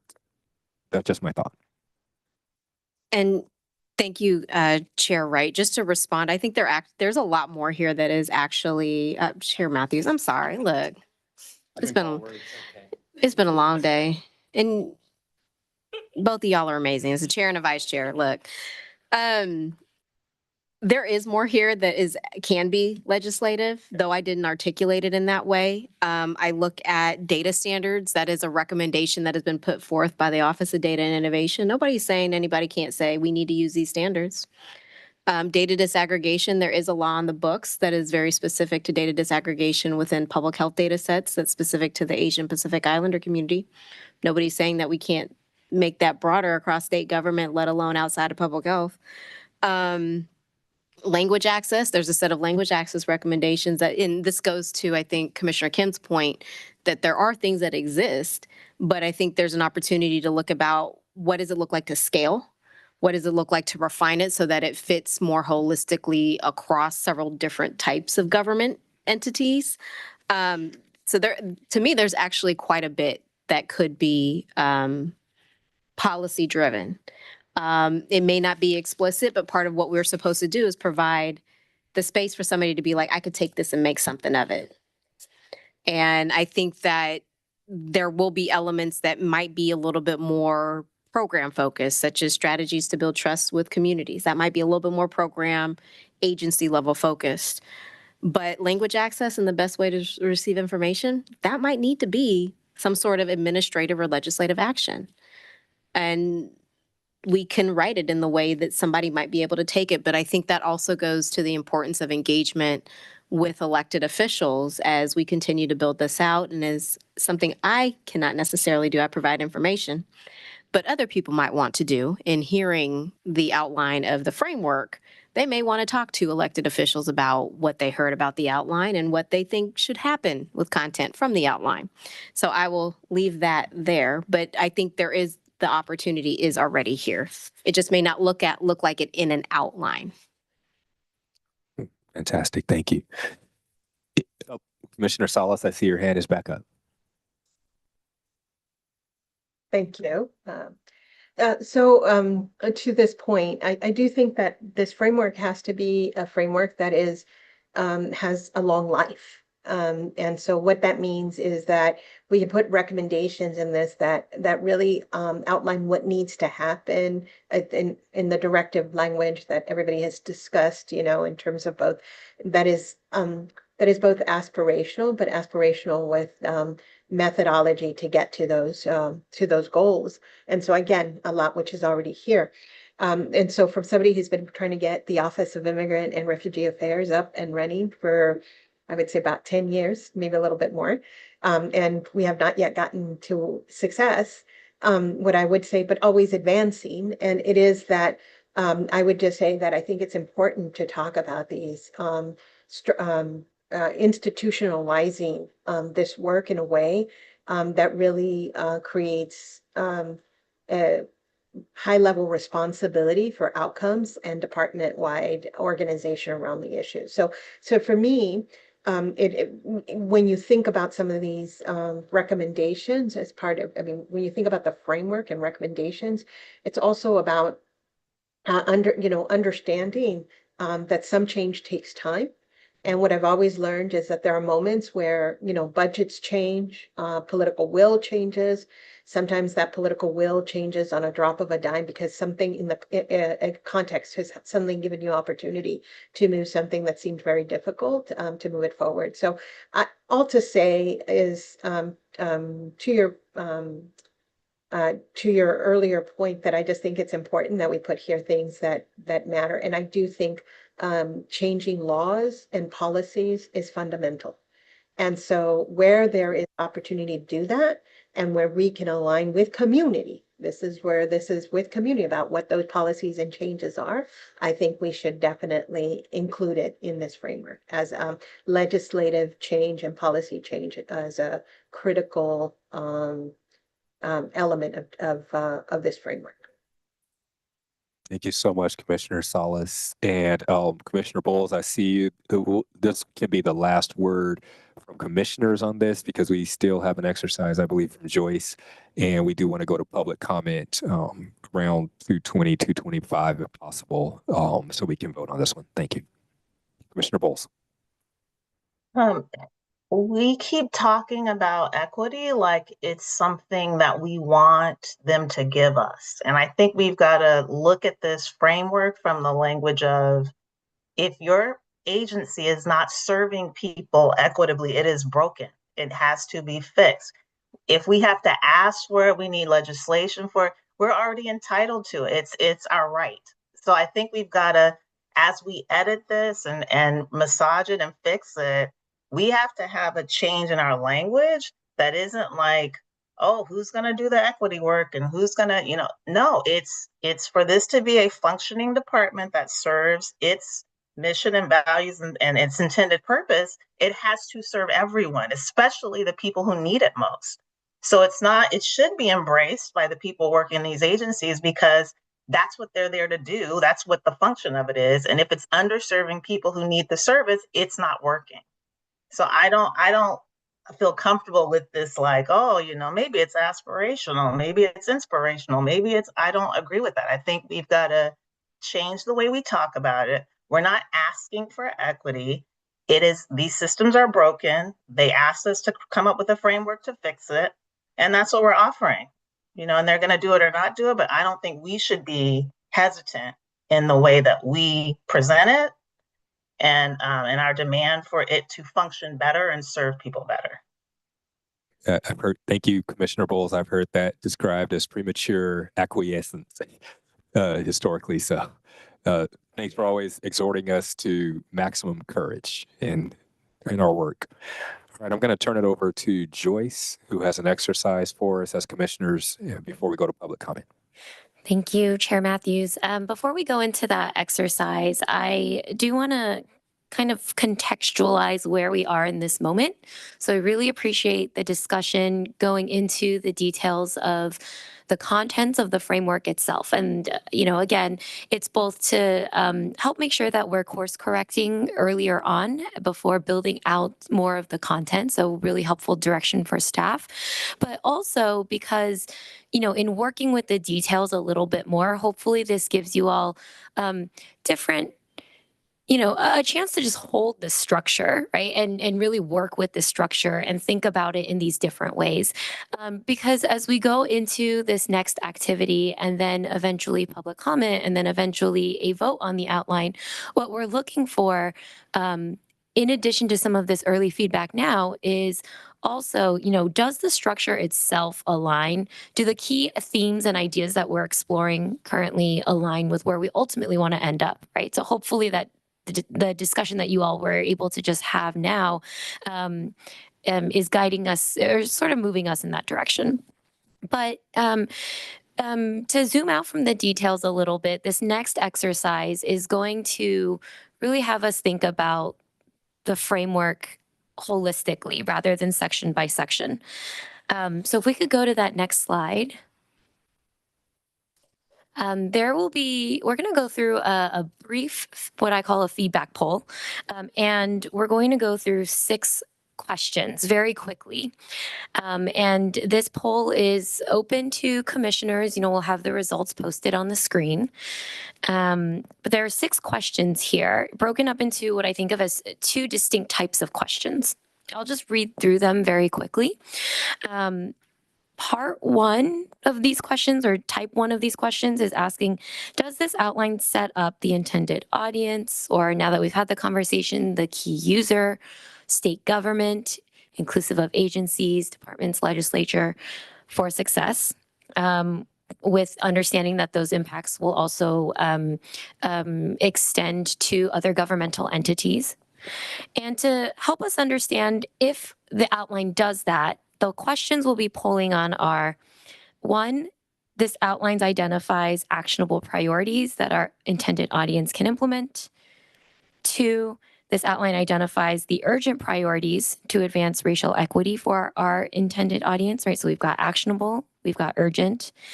And then 3, this outline identifies structural priorities that foster scalable, sustainable shifts towards equity. Now we'll open up polling in a second, but I do want to just briefly voice over the second type of questions before we go into it. The second type of questions shift from, does it set up users for success, to, another piece of it is, does this outline honor the process that this commission took to get here? As we've gone through conversations, I know there's been a lot of thought around, it's not just what this commission has come up with through your own experiences and expertise, but it's also, where else are we hearing input from other community members and organizations? And so wanted to also make sure we're infusing that aspect into how we think about this framework. So to engage with that question before having that broader outline conversation is another 3 questions. This outline reflects the core ideas that we have surfaced throughout the commission's work. This outline directionally leads us towards meeting our commission charge that Dr. Estes reminded of us in Executive Order N1622 at the start of this section, or this agenda item. And then 3, this outline previews a framework that meets the purpose defined in the model of transformation. And I know we haven't had a chance to fully revisit that yet today, so we might need to see how that question goes as we poll for it. But now I'm going to go ahead and ask if we can open up that poll. And for commissioners, you should have access to that polls using that handout. So if you could take, So there's a QR code. Do What- commissioners online have access to the QR code on your printout? It would have been a file called placemats.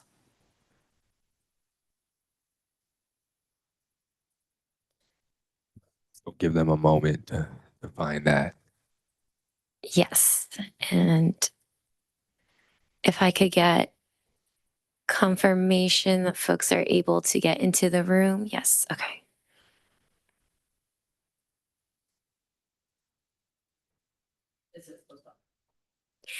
It will open. Oh, I see. Yes. So the first poll question is already open. It says this outline identifies actionable priorities that our intended audience can implement. And we have the options all the way from strongly agree to strongly disagree. Okay. And we are seeing the results shown in real time. Yes, Commissioner Maldonado. Yeah, I just had a question. So the question is based on what I'm looking at right now.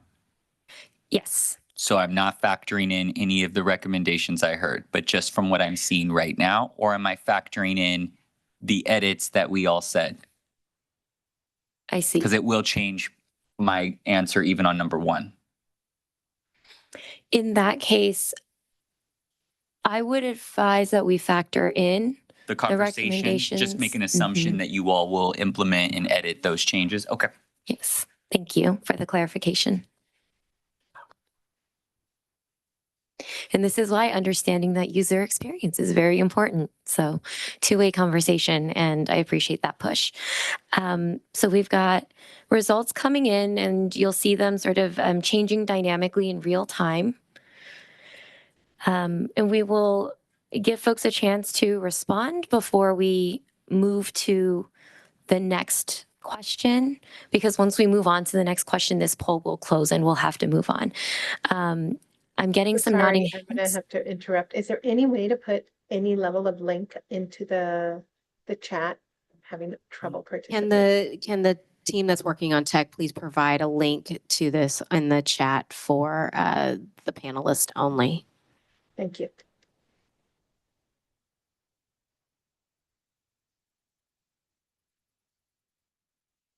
Okay, so we know responses are coming in. And if we could just kind of scroll through the responses and see what what we have at this moment, it looks like the majority of responses are in strongly agree and agree. So 86% there, 14% is in neither agree or disagree. So that's helpful to know where we are at this point in the process. And if we're ready to move on, let's go ahead and open up question 2.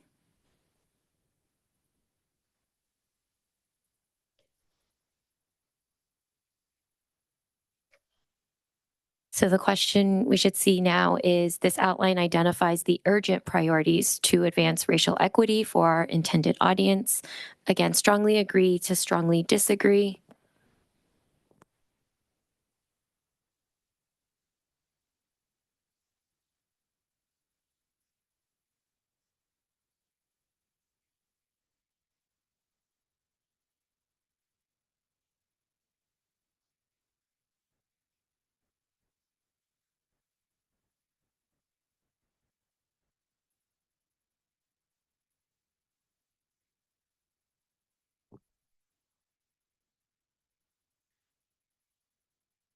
Okay, it looks like responses might still be coming in, but they are slowing down. So in this statement here, under a strongly agree and agree, this time we only have, oh, sorry, if we could go back up, about 38%. So this one is a little bit lower. So it sounds like where we want to be thinking about is really this piece around urgency in particular. We have almost half, 43% in either agree or disagree, and 14% in disagree. So we do have a bit less comfortability around this idea that we are capturing urgent priorities at this point in time. So that is helpful feedback there. Oh, I see these numbers are changing. Okay, so we're now at 25%, about a quarter disagree, a quarter agree. Okay. All right, let's go to our third question. And Joyce, when we get to, can we go back over all the questions since it's kind of hard to watch in real time? Yes, yeah, we will go back over them. Okay, question 3 says, this outline identifies structural priorities. So if we think back to how we've been thinking about structural, right? Is it scalable? Is it sustainable? Fostering those scalable, sustainable shifts towards racial equity. So strongly agree to strongly disagree.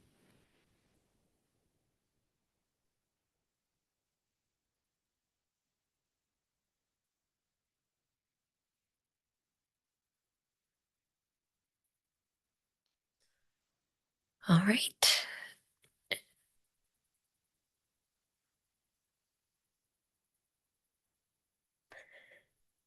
So it's interesting breaking out these dimensions separately because each one has been quite different so far. It looks like this one did not have any strongly agree, but we did have about 2/3 of folks agree. And then the rest of the responses are divided between neither agree or disagree, disagree, and strongly disagree. So we've got some kind of a spectrum there as well. Okay. Let's go through the last 3 questions if we can, and then we'll open it up for broader discussion with the commission again. So again, the next set of questions really talk about the process that the commission took to get here.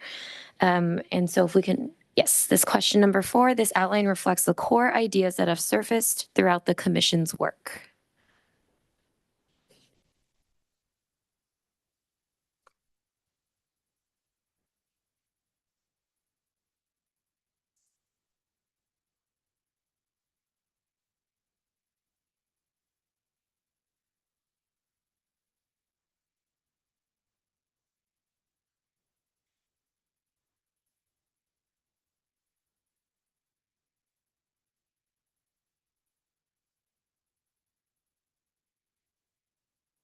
Okay.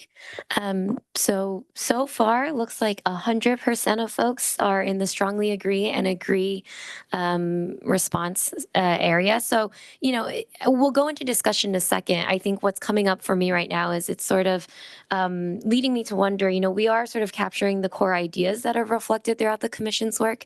However, we're also seeing some areas where folks want certain urgencies or different things dialed up or maybe dialed back. So, we can have more conversation about that. But so far, it looks like in terms of this one, this has been one of our strongest performing questions. The next one.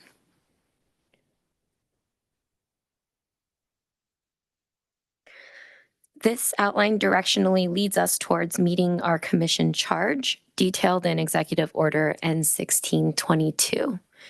So this is some of those the key language that Dr. Estes was sharing with us at the start of this agenda item.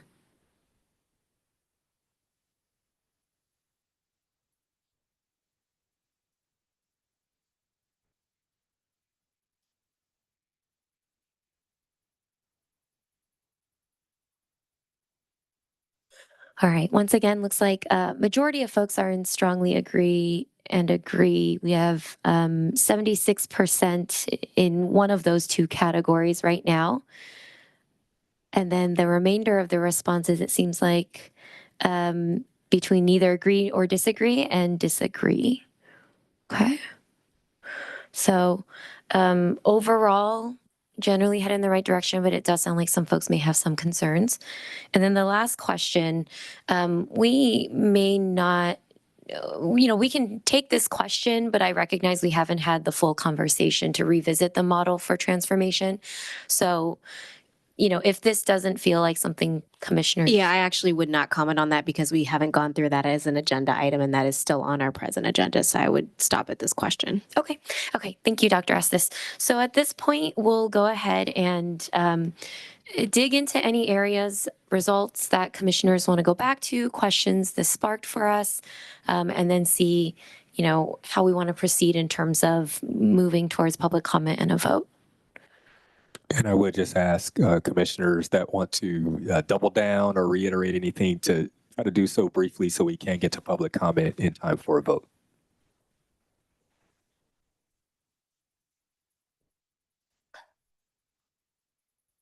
I wait for acknowledgement.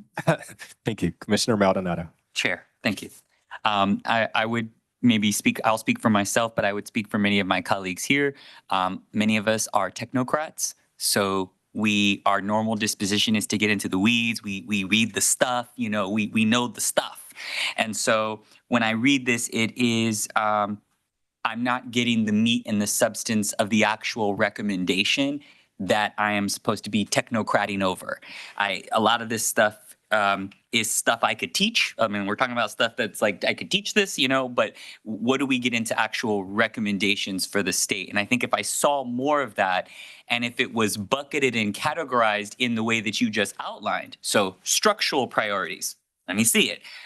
You know, and you really outlined it in the way that you just asked those questions, because your outline is not in the format of your questions for me to associate which of your recommendations or which pieces of the outline correlate to urgent structural needs or whatever the other questions were.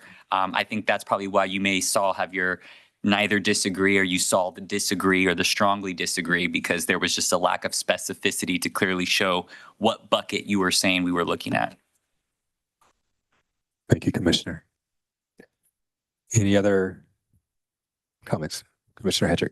Yeah, I'll just comment that I think it was question 2 that was like, does this address the urgent need? I think that's a pretty activating question given this political climate where we have like deep racism happening throughout the state and folks being illegally detained. So I'll definitely say that weighed in my factor of answering that question and likely skewed the results.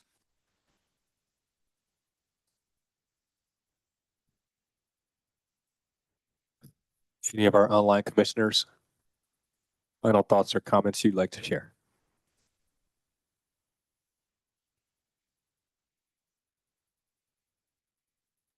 I think it's part of our work.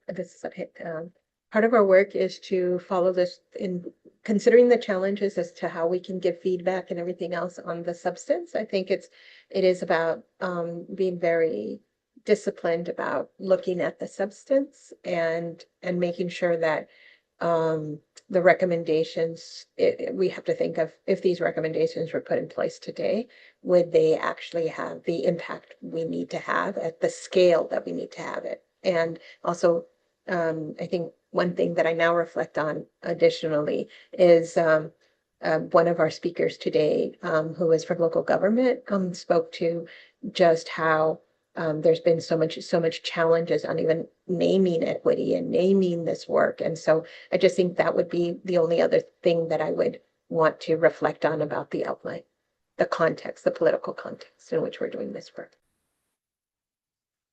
Thank you, Commissioner Salas. Give 5 more seconds. Speak now or forever hold your peace on this one. All right, thanks everyone. I'll turn it back over to you, Joyce. Okay, well, I may actually turn it back over to you, Chair Matthews, because I think the question is, how would the commission like to proceed? I know we will take public comment regardless, but there is still the question of whether you all feel ready to move forward with voting on the outline.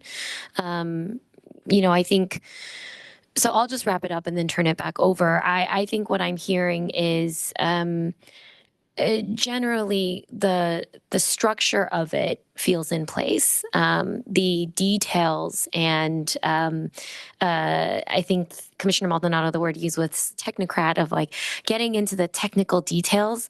You know, I recognize are maybe not quite there yet. And I know the commission is also asking some questions throughout this discussion about, you know, how are our users really engaging with this? What do they need at this current moment in time? So recognizing that there are still questions, there are still drafts to come, and there's still a lot of detail that is going to be filled in, but appreciate a lot of these really important considerations and questions at this point in time. And I'll wrap it up and give it back to you, Chair Matthews. All right, thank you so much. Also, I want to go back to the beginning of this conversation and the expressed sense of urgency. And so I did want to just point this out. It's okay if we disagree as commissioners. I don't know that we have a lot of time to hash out 100% consensus. That's okay too. At some point, we may just have to take a vote, and you vote no if you don't agree, and then we figure out where we are. And so I think that poll actually was a picture of that. You know, we do have folks that kind of feel all over the place, even with the recommendations that we trust will be included in the framework. So with that said, we can think about that, digest. I'll at some point probably invite a motion to approve what we've discussed. But before we do that, we'll open it up for public comment. Celine. Thank you, Chair Matthews. As a reminder, you may submit a virtual public comment card by visiting our website, racialequity.lci.ca.gov/meetings, and completing the public comment form linked there. You can also pick up an in-person public comment card here at the table and return it to one of our staff members. You will need to submit a public comment card using the form for each item you wish to speak on. We have 2 virtual public comments on this item and 0 in person. Each speaker will have a maximum of 2 minutes to make their remarks. Speakers requiring or using translation services are allotted 4 minutes to facilitate full participation. If you are online, you will see a timer pop up on your screen. Please monitor that and wrap up your remarks accordingly. Whether you are online or on the phone, Chair Matthews or staff will notify you when your time is up. After that, we will mute your microphone, and you do not need to take any additional action. So for virtual public commenters, when you hear your name, please raise your hand on Zoom. You can do this by clicking raise hand under the participants menu, which you can find at the bottom of your screen platform, or by pressing 9 if you are joining by phone, and a member of our team will unmute you. So our first virtual public comment is from Alejandra Ponce de Leon. If you could please raise your hand. Thank you. You may begin. Good afternoon, Commissioners. Alejandra Ponce de Leon, she here with Catalyst California and member of the California Racial Equity Coalition. Just appreciate the rundown of the outline, the draft outline that you've presented. There's a lot of promising pieces there. I think some reflection of some of the conversations that, that you've heard from community and advocates throughout this journey. Just the thing that I wanted to uplift is that with the framework, I really want to encourage and really, appreciate so much a lot of the discussion across the commissioners and a lot of the key points of, how this framework is an opportunity to set the course for the state government. It's really setting the North Star of where we need to be because we understand what is needed for our communities. And given the current situation, it's more real. And here's an opportunity with a framework to really lay out the recommendations of this is the direction we need to go as a state government, which includes legislators, the departments and agencies, and everybody that is involved in our state government. This is the direction we need to go. And so I think I want to encourage, to be bold of setting that standard that we need to move us in that direction, recognizing that by itself, it won't be implemented. But I just want to encourage that's why advocates and community are here to support, to get this moving forward. But having this be laid as the groundwork from which we can build upon is going to be very critical to set that high aspiration and to set the course of where we need to be. So I just want to appreciate that all your work and elevate those points and encourage you to keep pushing forward on that front. Thank you. Thank you for your inspiring words. Thank you. Our next public comment is from Maria Barakat. You may begin. Good afternoon, all. This has been a really long day with a lot of incredible conversation. I want to thank all of you all so much, especially the staff and Dr. Estes on this important outline that serves as a baseline to move forward with maximum bravery. I love that so much. I, like probably all of us, understand the constraints and capacity on facing this work at every level, but especially here with the commission and the staff. I'm also aware that philanthropy and advocates like those who are members of the coalition possess the will and the capacity to provide support That's something we are more than ready to provide. So I hope we'll be taken up on that. For example, I have already been developing a policy memo that's a roadmap for an Office of Racial Equity for California. It's basically an update since we already have SB 17 from 2021 as a framework to build on. I want to also just say I strongly agree with Commissioner Bowles' framing of the purpose and responsibilities of the state to function fairly, equitably, and justly. This is a legal charge that the state must do. And the purpose of the commission and the framework is to fix the systems that are broken, that have already been established as broken. And so the contents of the framework must have clear directives, and result in the establishment of mandates and legislation. And thank you so much to Commissioner Maldonado for being really persistent today with your attention on the legislature, and how the legislature will need to be included and tapped to make sure that these things happen. I want to just name that I am a little concerned that there might need to be more space to allow commissioners to provide more input, have more robust deliberations. So I'd ask that there be more space created to hold discussions at future meetings. I do understand the timeline, and I understand that that is a difficult ask. But thank you all. Please stand on maximum bravery. Change is feasible, but not only that, it's been mandated by the governor, and so let's hold him to that. Thank you so much for your invitation to courage. Thank you. That concludes our public comments at this time for this item. Back to you, Chair Matthews. All right, thank you so much. Just wanted to acknowledge that I did hear that last comment, and I am also aware that our next meeting will be in September. And so my concern, just thinking of some of the challenges we've had even getting a quorum at these commission meetings, is that we potentially run the risk, if we do kind of punt on this, of missing the deadline, which I actually think will be unforgivable on several fronts, but politically especially. And so for that reason, hearing all of the comments, I am going to move forward still with inviting a motion to approve the draft framework outline with the discussed and requested changes. And so I'll open the floor for that motion. Thank you, Commissioner Wright, with the motion. Did I hear a second? Yes. Happy to second. Okay, I don't know who that was. It sounded like Commissioner Onodera. Okay, fantastic. Commissioner Onodera, thank you for the second. All right, Celine, please take the roll call. Commissioner Virginia Hedrick. Aye. Commissioner John Kim. Yes. Commissioner Gabriel Maldonado. And I, with caution. Commissioner Traco Matthews. Yes. Commissioner Jolie Onodera. Aye. Commissioner Yolanda Richardson. Aye. Commissioner Angelica Salas. Aye.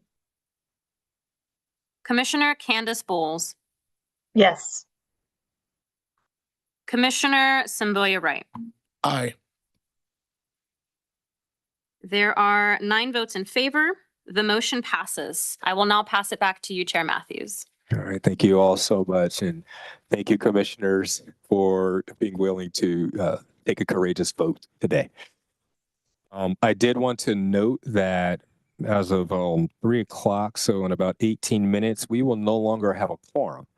So I would entertain a motion to table item 7, which I know is also going to have some good, robust discussion for the next meeting, and move directly to agenda items 9 and 10. I'll open the floor for that motion.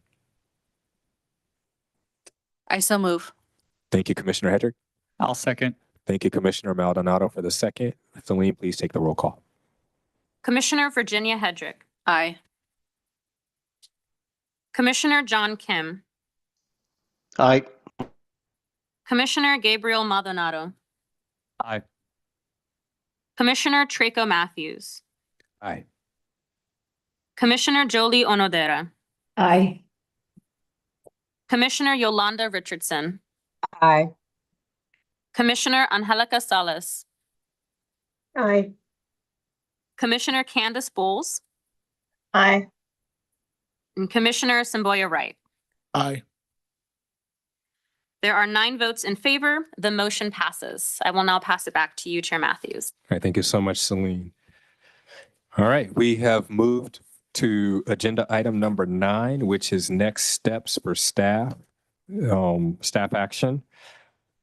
Our discussions today, yes, they have covered a lot, a range of updates and ideas and feedback and pushback to move the framework and the work of this distinguished commission forward.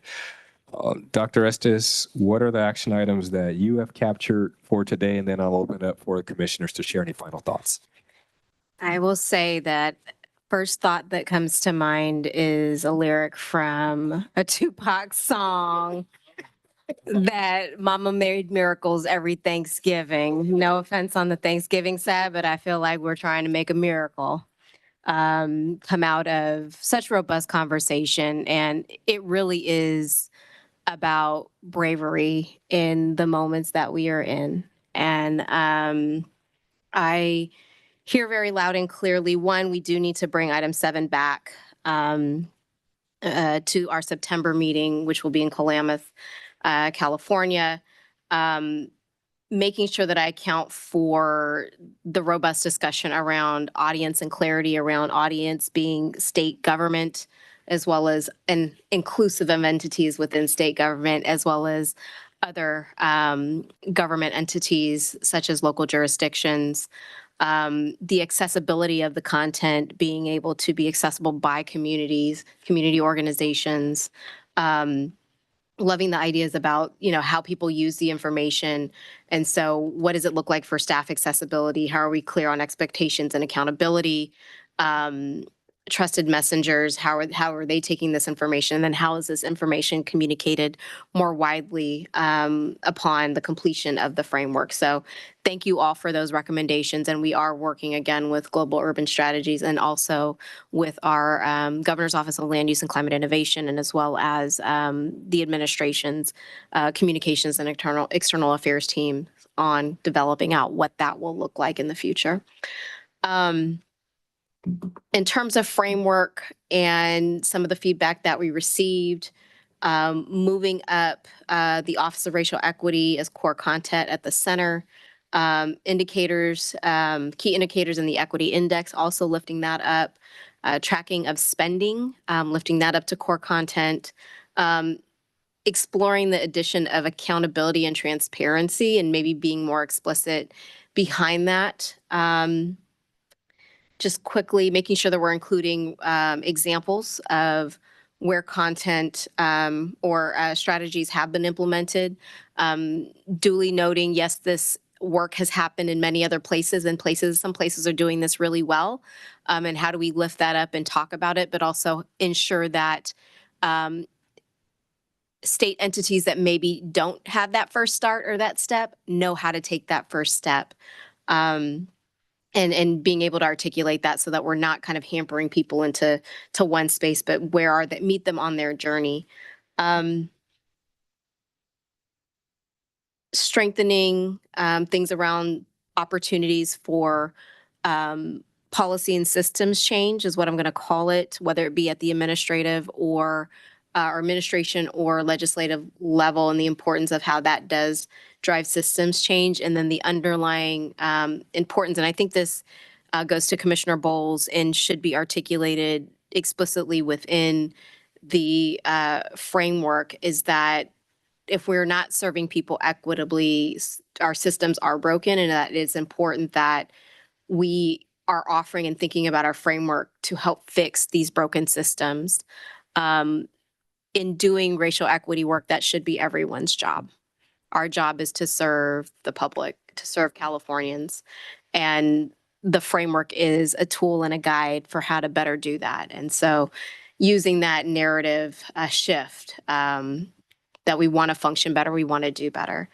I think there's a level of urgency that we want to make sure that we're lifting up, and I'm hearing that in some of the comments that we're hearing. I think Commissioner Maldonado, you're free-framing around structure, what is actionable. I think that, I know you're looking for the meat or the portobello mushroom in the middle. It's coming. I promise you. it just takes time to get there. And I didn't want to go down a path of building out that meat and it not be what you all wanted. And that would have been a really disservice to the public dollar for which we are spending here today. With that being said, I think I covered kind of high level. I've got some good notes here. I'm sure the staff does as well. But we are prepared to spend a lot of time with our heads down, preparing an outline for you, or a framework draft for you all, for your discussion in September. Awesome. No, thank you for that robust recap. And typically, we like to open it up for commissioners to share their thoughts, propose any additional next steps that haven't been covered. Does anybody have any final thoughts for today? Action items, considerations that they would like for Dr. Estes and her team to take away? Commissioner Maldonado. I would just close and say to the staff, for me, speaking for myself, deadlines are super important. They're very, very important. It's how we govern this government. At least we attempt to on deadlines. But for me, the greatest disservice is not producing a document that is the spirit of what we were intending to do. So just so that the staff can hear from this particular commissioner that if it's around making a deadline versus getting it right, it is getting it right that will take precedence before making a deadline. For me, for my vote. Thank you, Commissioner Maldonado. Commissioner Kim, I see your hand.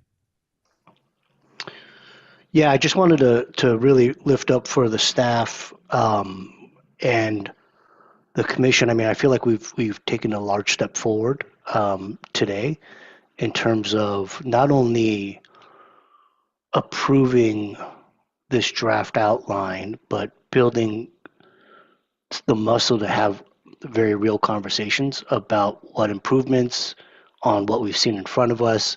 And Dr. Estes, I feel like your review of what were going to be the key changes and action items was really helpful to, I think, build trust that, hey, we're being heard and these changes will be sort of implemented. And if there's any way that we could, I know we have to manage not only all of our wacky schedules, but also restrictions we might have around being able to collaboratively work on a document. But if there's another route that does fall within the right bounds for us to be able to engage and support you so that September is not just the next time we see it, just to make sure that you guys, everyone's moving in the right direction, I would be happy to do that as well.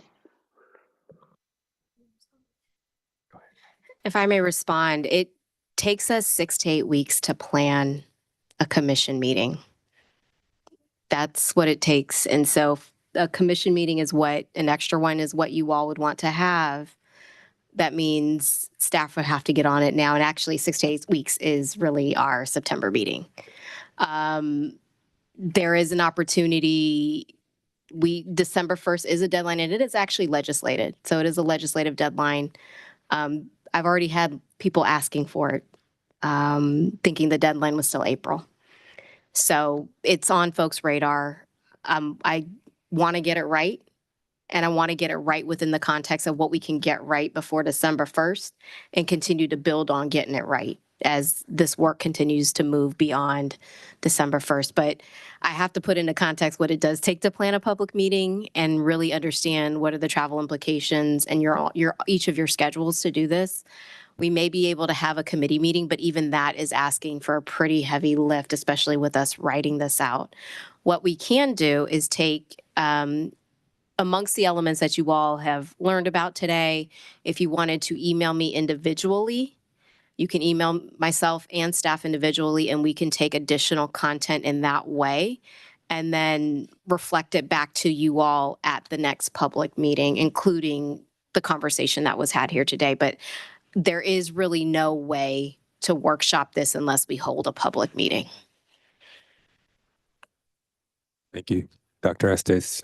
Commissioner Kim, any other thoughts? No, all that made sense in terms of, I wasn't necessarily asking for another meeting, just another route to be able to provide input and go back and forth on it. So if the best we could do is maybe to send content or proposed content to you directly, then that's the route that we have available. So I appreciate that clarity.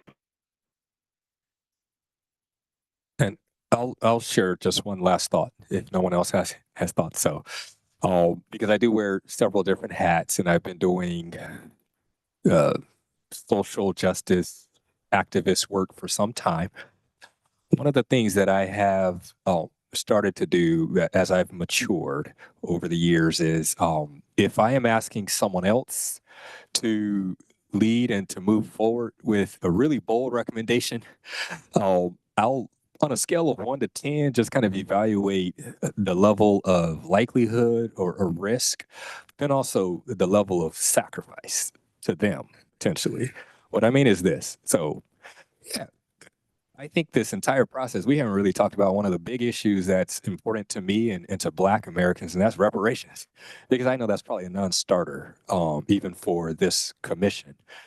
And so before I propose that via email or however, I would think, well, the reason I probably wouldn't say anything about that is because I don't think that Dr. Estes would have a job if that were included or part of the framework. It's too risky. So I would just invite and encourage everyone who has bold recommendations, send them away, but also be honest about the risk level and the level of sacrifice, because it's not us. Commissioner Matthews is not going to be the one sacrificing at the end of this process, but it could have implications for other people. So I just want all of us to be aware of that as we do move forward. We're not the ones necessarily on the firing line for all of this work. So thank you so much. That's all I have on that. Thank you, Dr. Estes. Any final thoughts, questions, responses? No, not at all. Just thank you for the time and attention for all the commissioners and the public that have been in attendance. Did somebody have their hand up? I did. Thank you, In terms of just some of Commissioner the Salas. comments on the issue of the reparations, and I just really want to be very clear. Let's bring in I think the invitation from Commissioner Bolts and Richardson earlier, who it's about really inviting courage and really working towards what it is that we need for all people of California. And so I just want to say that let our words and let our work not be the limiting factor for what we need to do. And I say this with all the grace and all the appreciation for my fellow commissioners, for you, Commissioner Matthews. It's just that I sometimes think that we speak into existence the challenges, and our duty is to speak into existence the solutions and the things that are coming from our community that would deeply indicate to them that they are seen and that they're valued and that their life matters in the state. So that's all. Just wanted to say that. Thank you so much. Thank you. Beautiful. Thank you, Commissioner Salas. All right, I don't see any other hands. I think we have exhausted most of the conversation, which brings us to agenda item number 10. But before we do adjourn, I would like to acknowledge a special person, part of the staff, who helps make all of the moving, spinning plates align in this universe, and that is Miss Raynell Walker. Today is her birthday, so if she could please stand, June 21st was her birthday, so if we could just give her a round of applause as she stands. Happy birthday. Sounds like we're going to sing no, we're not going to sing happy birthday. We'll do that after we adjourn, but that does bring us to meeting adjournment. May we adjourn the meeting by common consent? Yes. Fantastic. Yes. All right, fantastic. Thank you to the Racial Equity Commission staff, commissioners, and the public for joining us today. The Racial Equity Commission will convene again for our commission meeting in September 2025. The meeting will be accessible virtually and in person in Klamath, California. With that, we are adjourned at 2:57 p.m. Have a great day. Thank you, Chair Matthews. Thank you, Chair Welcome. Matthews. Thank you. Thank you.